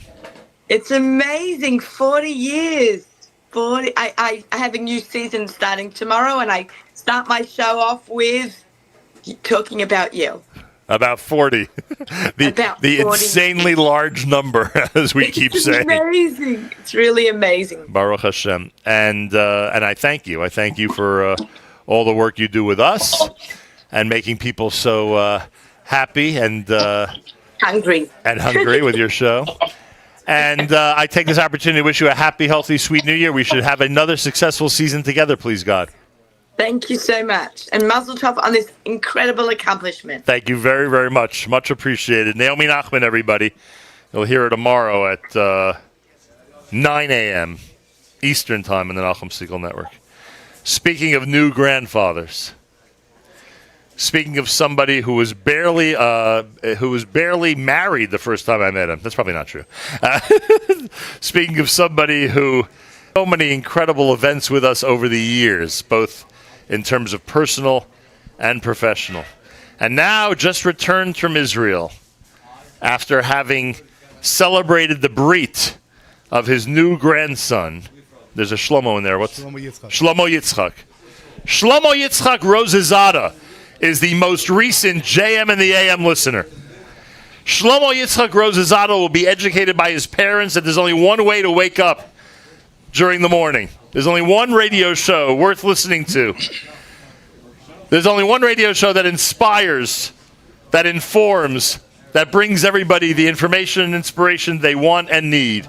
And that is JM and the AM. I hope that Shlomo Yitzchak has already tuned into JM and the AM. 100%. It has to be. How could it not be? What, he has it on his smartphone? He doesn't have a smartphone. It's a big problem. Really, at 2 weeks old? He doesn't have a smartphone yet? Do you know how things work these days? The problem is the parents don't have smartphones either. Well, Mazal Tov, Mabruk. Thank you. Mabruk, Mazal Tov. How are Grandma Lori and Grandpa Joe doing? Amazing. Thank They're God. doing It's all right? such a good feeling, Baruch Hashem, to be part of that group, I guess, of being It a is. grandfather. It's like unbelievable. Yeah, I mean, I'm sure you did the same thing I did. I never thought I'd be that guy who had to share pictures and had to, and of It's course true. I became It's that guy. And You have to be. now you're a proud grandfather. Your thoughts, Joe Rosazada? I don't know what happened on the JM and the AM program in Tehran. I don't know what their content was that they provided on a daily basis. I don't know if they had their own Rabbi Goldwasser doing words of chizuk. I don't know if they had their own conversations about the beauty of the Jewish community and organizations out there. I don't know what happened with JM and the AM in Tehran, but I can tell you that JM and the AM here has been quite a force over the years. What are your thoughts on this 40th anniversary? Nachum, I want to tell you, I don't know if I ever mentioned this to you, but when I escaped from Iran when I was 12 years old. And he's being serious, folks. This is and not a I joke. came to America. Right. It was 1988. I got in here, but 1989 I went to JEC. Right. And I mean, you know, like I didn't know any of the cultures. I didn't know how, you know, like just to tell you, like I went into JEC with wearing a suit because I thought, oh, it's a yeshiva, I got to wear a suit.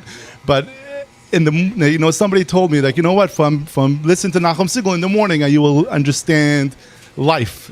And I'm being serious, 100% serious. That you know, like starting the following week or something, I started listening to you, and since, you know, like there was little and going to JC in the mornings, listening to you, it was something that, like, you know, like became part of me, and that's who it made me who I am. Honestly, I'm being honest because of that. Because there's so much, you know, Rabbi Goldwasser, you know, listening to him and every idea that we go through, and you know, like you say, Shlomo Yitzchak is listening. That really, that's how I came to America, listening to you, and just that's how I changed the culture of myself and knowing the cultures and becoming. I know you're a Yankee fan, but became a Met fan because at that years you were talking about Mets because the Mets were so good. And then since then I got really whatever. Since then you got re-educated. So just you know, with all this stuff that, you know, and I said, like, you know, like one day I can't wait to meet Nachum Segal. Honestly, I remember this, like, you know, and you know, we saved a life together. You know, Well, not together. You saved some. You and your brother saved a life. but it was because of you. Honestly, that, you know, like you know, it was 100% because of you. And you know, thank God we went to Paris, you know, to different places. You know, that you know, like we brought unity together in the Jewish world, and I think that's unbelievable what you do. And I, you know, honestly, I want to give you a bracha that B'ezrat Hashem, until 120 years, you should have the koach to be able to bring Jews together, and that's one of the most important things. That I could give you a bracha that B'ezrat Hashem, you should always be successful in what you do. It's going to take a while for people to process this whole thing, that someone comes from a country like Iran, and this is the way they are able to absorb Jewish life in the United States. It's incredible. The whole story is remarkable that I was able to be a part of it in a way that obviously I never knew. is just remarkable. So what can I And say? not only for me, for Rabin also. Honestly, like my whole family, like dude, you were the connection for us for a while. You know, like I didn't know Israeli Day. I remember Israeli Day Parade. I didn't know about it. Honestly, I had no idea until I remember one day you mentioning it, and then I said, you know what? I took my mom, my father to the Israeli Parade because I heard it from you. Just so you know.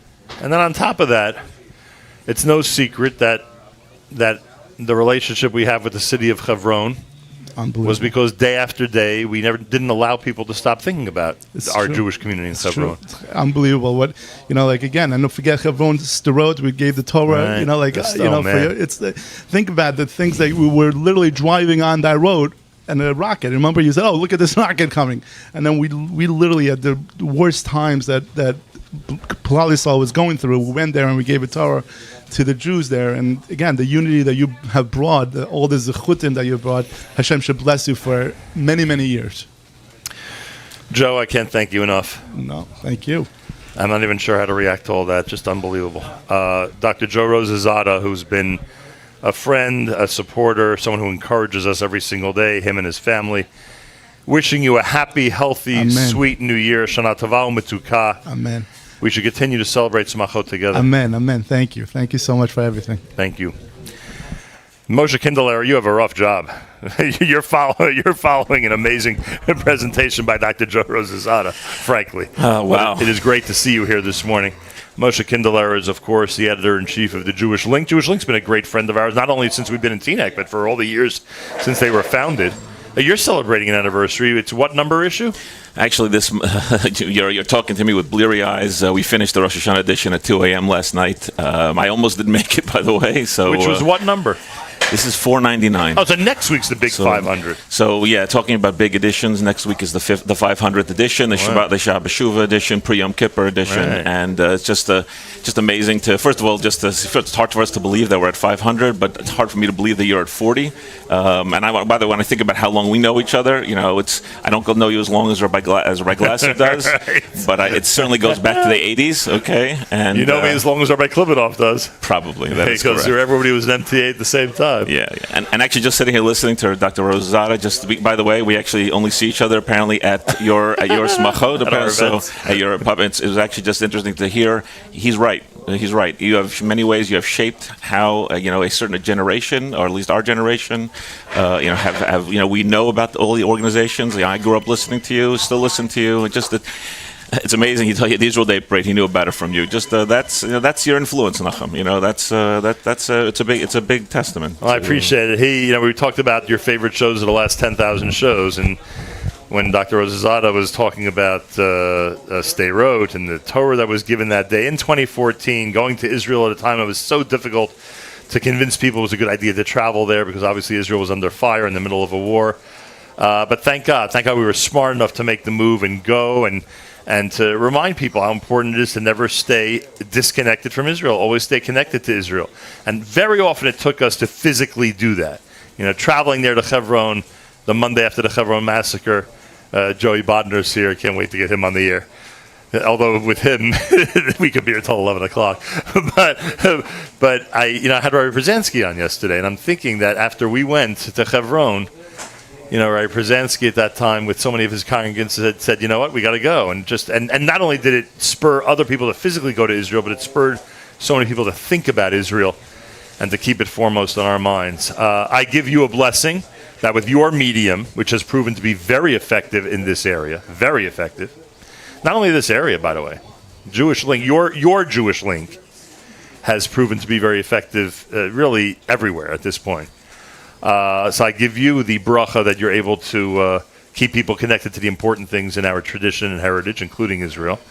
And I thank you for your friendship and wish you a happy, healthy, and sweet New Year. And we should continue on. No, another 40, Moshe Kindler. Another 40. Amen. And God willing, you'll be on our cover for 45 and 50. And thank you. And I just appreciate the bracha. And hopefully we'll be working together and just doing things together. And happens to be, it's funny. I know you think that the Jewish Link is doing a good job, but it's funny. As I'm sitting there at 1 a.m. last night, I'm thinking to at a computer because my job is mostly at a computer.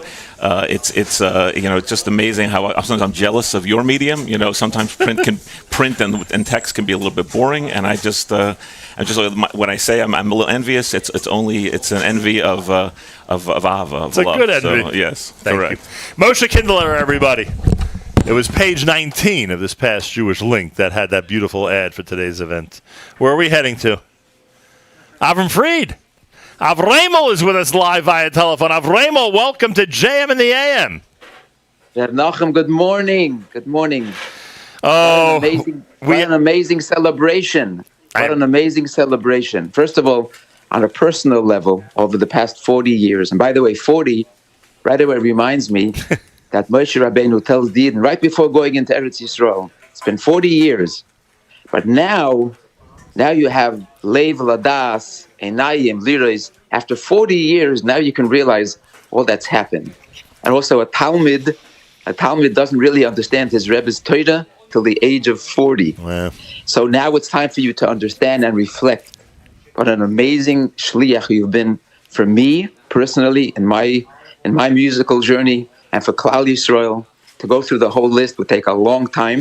My bracha to you is, whatever you've been doing, keep it up with renewed energy, renew chayas, and the main bracha is you should announce to the world the coming of Mashiach. Amen. Avremel, thank you so much.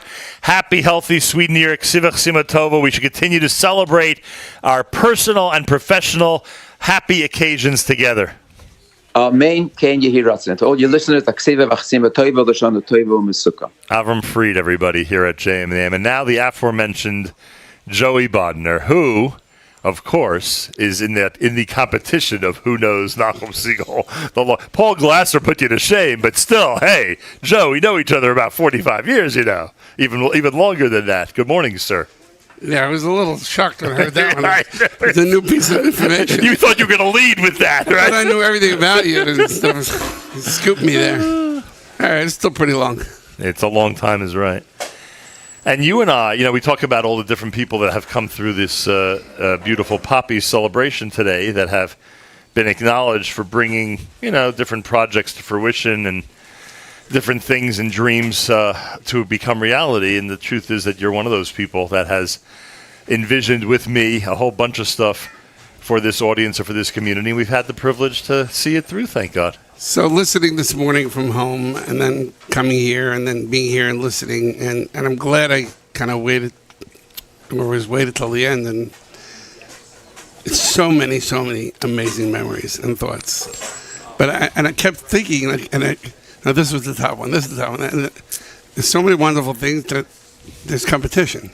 It's just amazing. But I think really one that hits home, you kind of almost alluded to before, was after that trip that you went, Rabbi Zansky and I went with a couple guys, and then that became a tradition, unfortunately, during those difficult times, to keep going back and going on trips and missions. And you're looking at me with shock. Yeah, you don't remember this. I didn't realize that. You made me the correspondent, right? And I used to call you on the missions in the bus, trying to cut on a corner where you could hear, and go on the air and give live reports. And that was just amazing. Another way to connect I was everybody. Like the Israel correspondent, and you were like up-to-date news, whatever it could be. Unfortunately, it was difficult times then, but the fact that you were there to get that information to people, and I was able to be the shaliach to help bring that. So I think out of all the different things, and we could be here at 11 o'clock next week, Correct. not 11 o'clock today, but that really stands out to me as one of the things where I can make that impression point. You, first of all, you picked up and said you're going. You went, which inspired us to go. So your trip caused other trips, and that's just what was amazing about the things that you do. You talked, but it's not just you talk. People listen. People didn't just listen, they reacted. And I think that's really what resonates to me the most about not just the fact that you had a show and you spoke to people, they listened, but the reactions. You know what made me most proud? when an original idea proved to be a very effective method of reaching the audience. What am I talking about? when there were, you remember this better than anybody, when there were chizuk missions going to Gaza. 2004, 2005, people were going to these communities, Gush Katif. I'm talking about Gush Katif communities. They were going just to, show support and to demonstrate that Jews around the world care about this area and these communities, and they don't want them dismantled and given away to the enemy. So people would call me and say, how can I go on a mission? It's expensive. I said, you know what? And I said this to God knows how many rabbis. Send one person from your shul, one person, to be part of this mission, and then come back and report to everybody what's going on. That will make the 40, 50, 60, 70 people who come to your Oneg Shabbos Friday night when you come back, and the 100, 200 people that are going to come Shabbos morning to hear you speak about it, it'll make them feel more connected. And kachava, that's what happened. There were shuls where people would get up and say, okay, we're sending somebody, who's going to participate. And they would raise the money like that, $50, $100, like $200. And they'd raise the money like that, pay for someone for a space on one of these missions. And they, in fact, would come back, show pictures, give this, have discussions. And it reminded me of the old days. My parents always spoke about that. When someone went to Israel in the 1950s and 1960s, they'd come back and people were like clamoring, tell me something. And my father mentions that in the speech, the Rebbe's eulogy. He mentions that he was in Russia, right? Not behind the Iron Curtain in the early 1990s. And he said he didn't want to keep the family up. They were talking Friday night. He didn't want to keep the family up. And the rabbi says, what are you talking about? How often do my children get to see a Yiddish-speaking rabbi come and tell stories of what's going on in Eretz Yisrael, etc.? What's the next words coming out of my mouth? Zinkt ved. So anyway, the point is that there are ways to connect. And there are ways for rabbis and community leaders and men's club directors and sisterhood presidents to all influence their people to be connected to Israel and to important Jewish topics and episodes, etc. But here we have this unique ability to do it on such a large scale. It's one of the things I'm most proud of, that we're able to make people feel connected to important things on such a regular basis. Yeah, but I think you also, in those early years, you were talking and people were going and you were communicating with people and stuff like that, but then you said, no, that's not enough. And you started going and you go and you do your shows there and make that impact. And that's what's really special, beautiful. And whenever those years come ahead, when Stacy's done and you make it, that'll be really the completion of the dream. Yeah. We talk about it a lot, and, I had hoped also, whatever, Rich Hashem, hopefully we'll be there together. Trust me, I know exactly when retirement day is. Once I know it, I will send you what they call those things, an invite. I will send you an invite, Ruthie and Joey Bodner, to hop along, and I'll speak to Rabbi Fass as well. Anyway, we'll see what happens. Please, God, we should all live and be well and have tremendous nachas from our families for many, many years to come. We could be here for hours. No, I know, but this kinship, this having you at my side as a partner in so many unique ways. You were never in charge of the show to be on the air and stuff like that. We always found. I stole your shirt. I see that. We have unique ways that we always work together in order to accomplish things in the community on many different levels, both local and internationally. So I will cherish that forever, and I thank you. Well, same as here in our family and your wife and kids and grandkids and Rich Hashem together. We should share all these good tidings for many, many more years to come. Amen. And Hashem should give you the strength to continue and to go Michael Achal. Amen. And Rich Hashem, 10 years we'll celebrate the 50th together. Please, God. And we have to start scouting a location. I'd like it to be in Eilat. I like the warm weather. I'd like it to be in Eilat. No argument. Relaxing a little bit. We kick our feet up. Appreciate life even more than we appreciate it now. You know what I'm saying? Anyway, we'll see. You know what they say? There's an expression. Mensch tracht. And Gott lacht. And Gott lacht. And it's so true. So I think it's always like now the final pledge or something. Matis! The main event calculator. There it is. Look at the screen. There's the main event calculator. According to the main event caterer's calculator, how many years has it been Matis? Drum roll, please, ZK. How many years has it been Matis according to the calculator? You can't even say 40, Matis? 40 years is going strong. There you go. 40 years of going strong is right. Took you a long time to make that calculation. Yes, that was a tough one. He was punching those numbers up in the main event caterer's calculator at a speed I've never seen before. It was much easier back in the day when he was making up the number. Matis, could you dispel this myth, please? Tell everybody that Mark was. Could you please do damage control? Well, please apologize for Mark. It became much easier when Izzy Goldberg came around and could just, give you whatever you needed to round it all up. Right. What about Okay, 50 years. What did you say? Okay, 50 years. Yeah, exactly. Round up to the next one. We have a lot of thank yous. First of all, thank you to Ellie Cats. Indeed. Thank you to Yaakov at Poppy's Bagels on West Englewood Avenue in Teaneck, New Jersey. And as Mark Zomick always says, when you come to hey, Poppy's Group, forget about Mark. What's the item? What should people order when they come to Poppy's? Cheese pretzel. Cheese pretzels up there. What else? The hobo. I'm going to have to consult with my Poppy's expert, Gabriel Siegel, who right now is in Jerusalem. Can we interview President Ari Herman? He's president of Poppy's Club?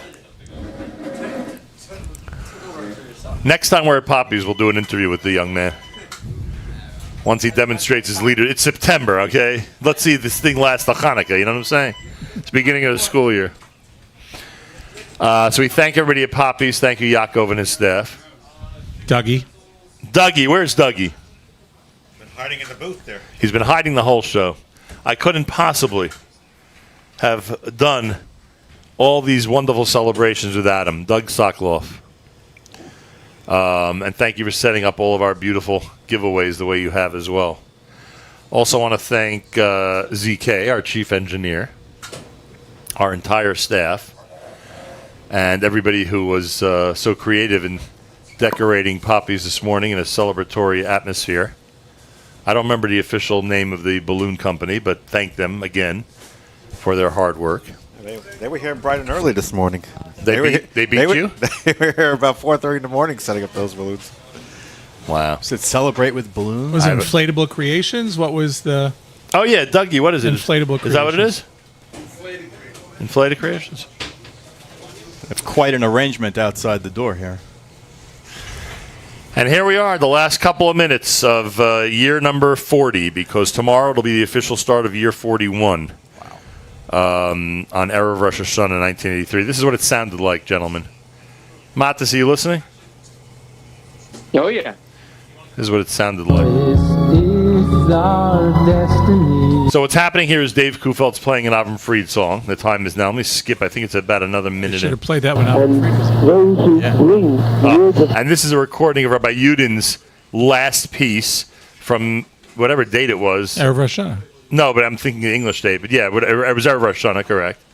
So Rabbi Yudin is speaking about the upcoming 3-day Yom Then we go back to the Avram Fried song.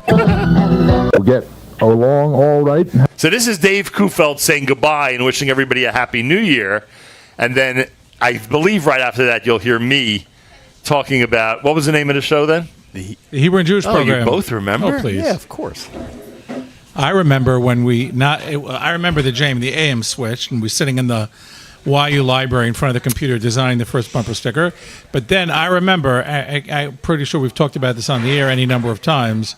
I remember when you decide you wanted it to be more than just Jewish music in the morning. So you called me up. I was in my office in Manhattan. On the air. On the air. And I go, okay, can you go on the air with me? I want to figure this out. And he goes, but before I put you on the air, we just the one I don't even want to discuss. The one M is not on the table. Was Mishigas. Oh, just right. wanted Yeah. Mishigas in the morning. And then I literally took Little out, did you know how successful the morning zoo concept would become. And then I took a dictionary off the shelf back when we had to use dictionaries. Went through every read. M. And then we were taking callers. And, of course, every caller calls and wants the Mishigas, of course. And then, literally in alphabetical order through the M's. Of course, O was towards the M. But I think when we hit moments we continued, but we knew Correct. we had found the answer. We knew that was it, but we finished the bit, so I to speak. I remember that. Yeah. And we changed it from Jewish music to Jewish moments. I but found that controversial, by the way. To the change? Yeah. I remember feeling like, no, it's music. I remember thinking that. Yeah. This is the guy who thinks that Yeah. Fridays are better with talk than And with music. Arnold Singer was the one who wanted you to I'm keep this saying. Modani. I know. I don't think Fridays are better with talk. I love Malcolm and all that stuff, but for me, my favorite shows, both to listen to and to host, are Fridays because I love the music so much. Oh, meaning the music went during the musical Well, portions, we right? should make an Yeah. Erev Shabbos Right. show for that. That's right. What a great idea. What did you just say about Arnold Singer? That this was the story we talked about before we were on the air this morning. The Shabbos we spent in YU before we were married at Stern, Right. the YUR Shabbos or whatever it was, we were both there. I remember that. And we were literally, you and I, having a conversation. I had argued at the time the two Modaanis. I had felt that the Mayor Sherman Modaani Right. was a better start for the show. Right. You had entertained for a number of good radio reasons why Regesh was Right. the right song to go, especially back in the day, inside baseball With the legal ID, legal ID. You had the music bed, the sign on, the sign on, which I could still do, I'm sure. Good pickup. And Arnold Singer was sitting at the table. He heard the conversation. He goes, "Oh no, I love that song." And you said, you pointed him, goes, "That's it." And that was it. We never discussed it again. I cannot believe that that's how we ended up making that decision. That's unbelievable. Because you don't want to get stuck, and it's funny because we always, again, we talk about radio all the time, to get stuck with a theme song. Right. And if you don't change right away, look, Then you'll never change it. Right, I'm at 305 shows with the same ending song. Right. And I promised myself I wasn't going to get stuck with a theme song, but then you sort of get stuck with a theme song. I guess stuck is the wrong word. I mean, obviously, It's Time to Say Good Shabbos is the right ending, and Modani is the right beginning. You used to have more theme songs. Well, I still play Masech Hashem I still first? Masech. In fact, it's funny. I saw Mayor Sherman the other day. He said, "You still playing Masech Hashem?" I said, "Yes." Monday mornings, I still play Masech Right. Hashem. And Rosh Chodesh. Right. Yeah, Chodesh works its way into the show at some point during Rosh Chodesh. But the only other real theme song that I had and I got rid of, ironically, was an Avramov song. I used to start every Friday morning after Modani with the same Mein Olam Haba. And a relative of mine said, those are the only 5 minutes I'm in the car all week Right, on my same, way to the right. train. Why do I have to hear the same song every single week? And I stopped doing it. My mother-in-law thought Rabbi Goldwasser was the co-host of the show because he drove to work from Right. 7:29 to 7:34. So funny. And don't forget the Regesh show, the Regesh song after Rabbi Yudin.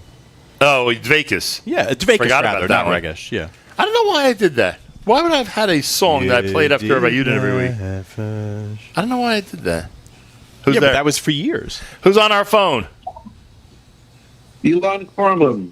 Hey, Elon. Shalom, shalom. Shalom. I know Thank you for extending the broadcast for me. You know, I'm a late... Late riser.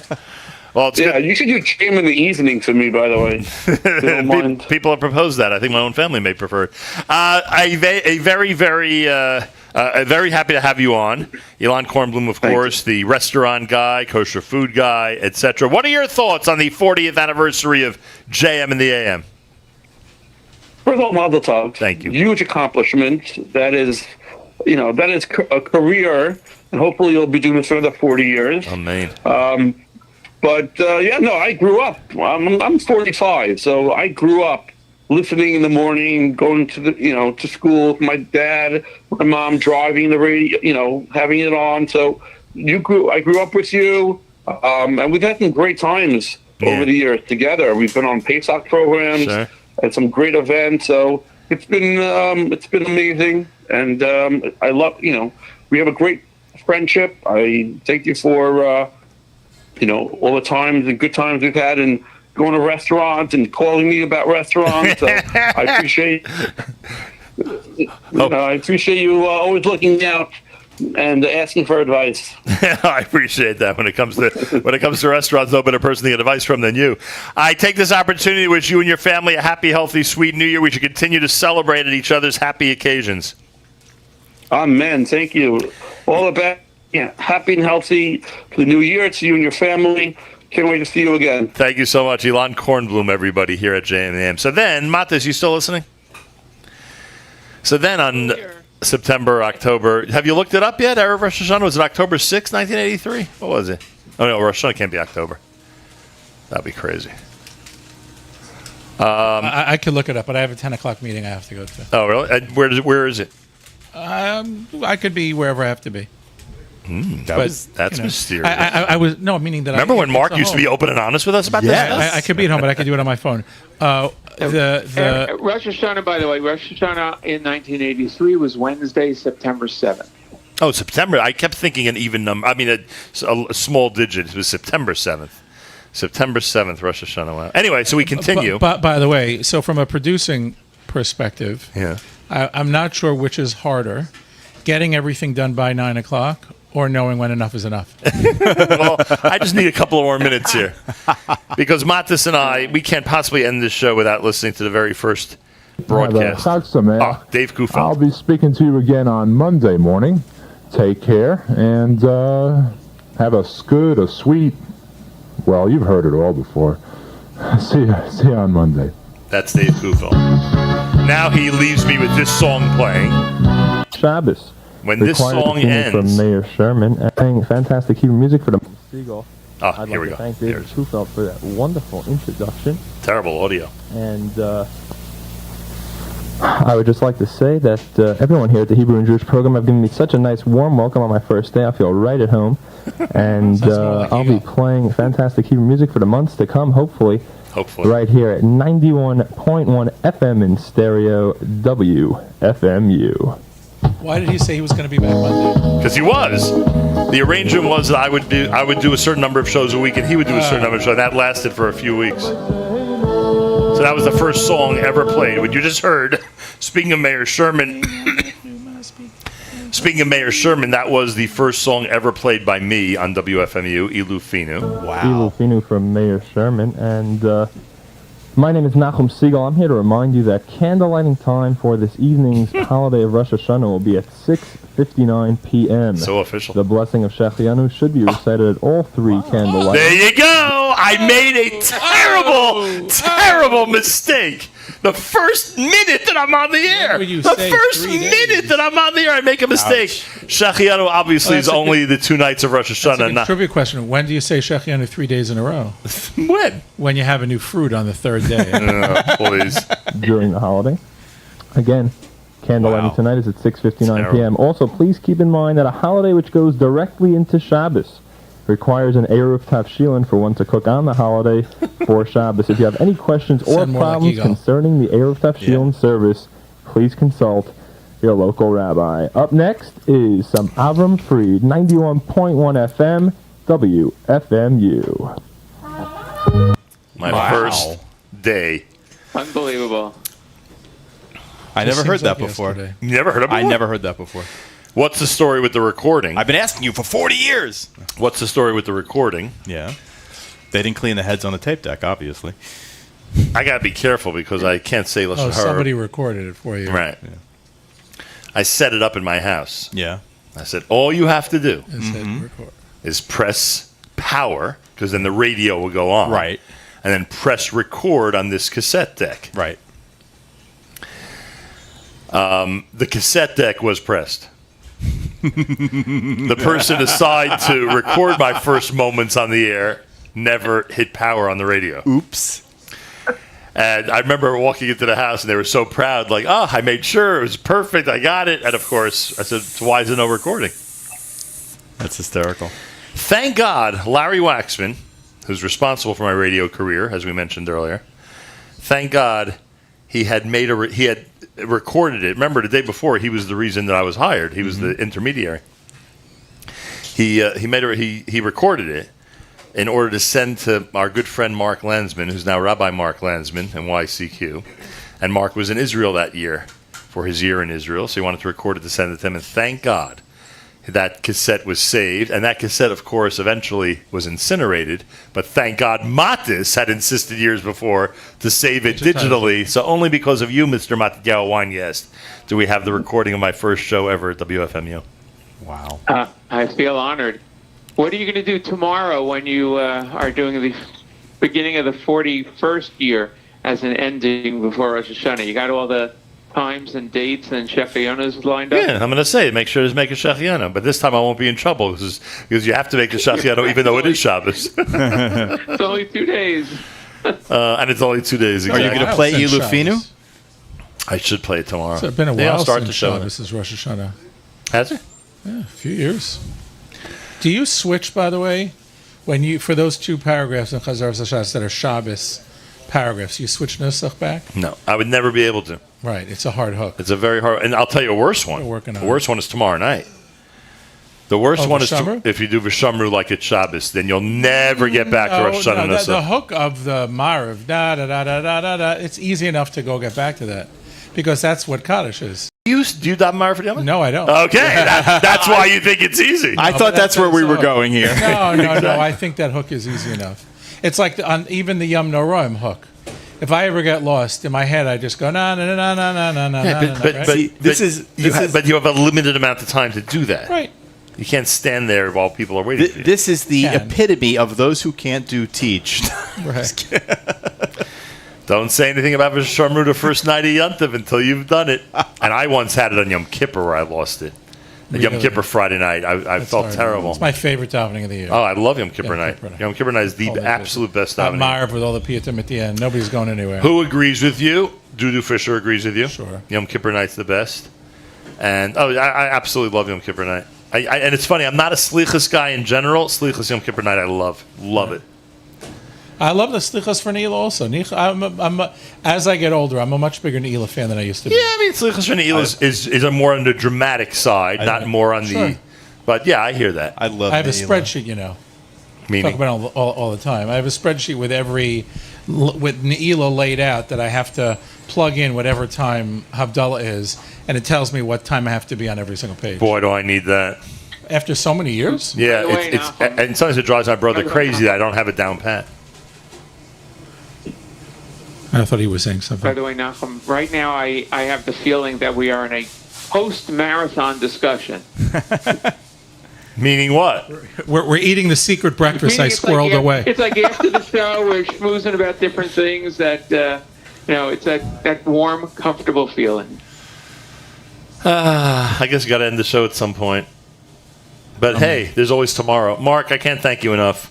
It's my pleasure. You did most of the work.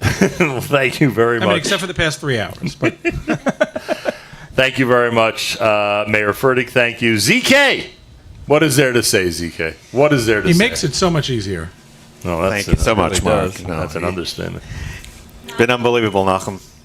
I mean, I'm at work with you probably 25 years or so, but 40 years. He's Wow. probably in elementary school still. Yeah. I mean, ZK's first appearance at a show was literally, what was your role at the show?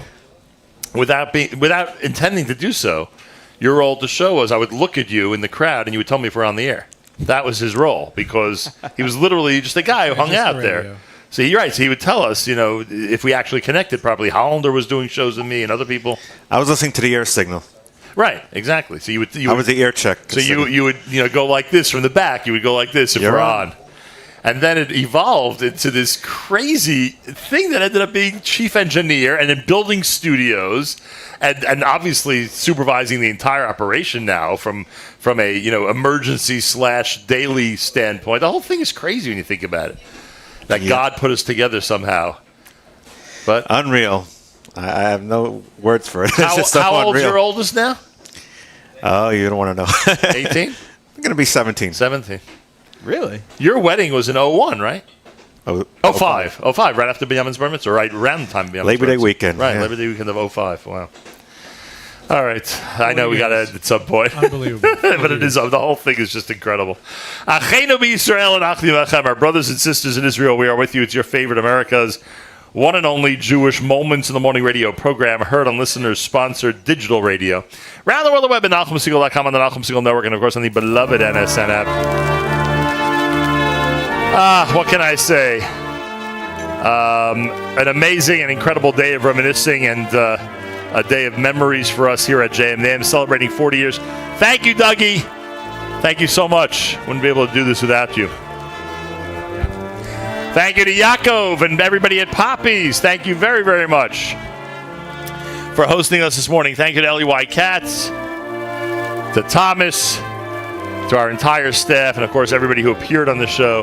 And thank everybody around the world for your good wishes. I will now go back to all the app comments and all the texts and all the WhatsApps and see what people have to say during this show, and I greatly appreciate everything. Matis! Get Matis back on. Matis! Thank you. Yeah. Thank you. You're welcome. Thank you. To you, Thank Karen, you for the what you've entire done. family, happy, healthy, sweet New Year, my friend. Amen. Amen. Till tomorrow, Nachum Segal reminding you, remember the past, live the present, and trust the future.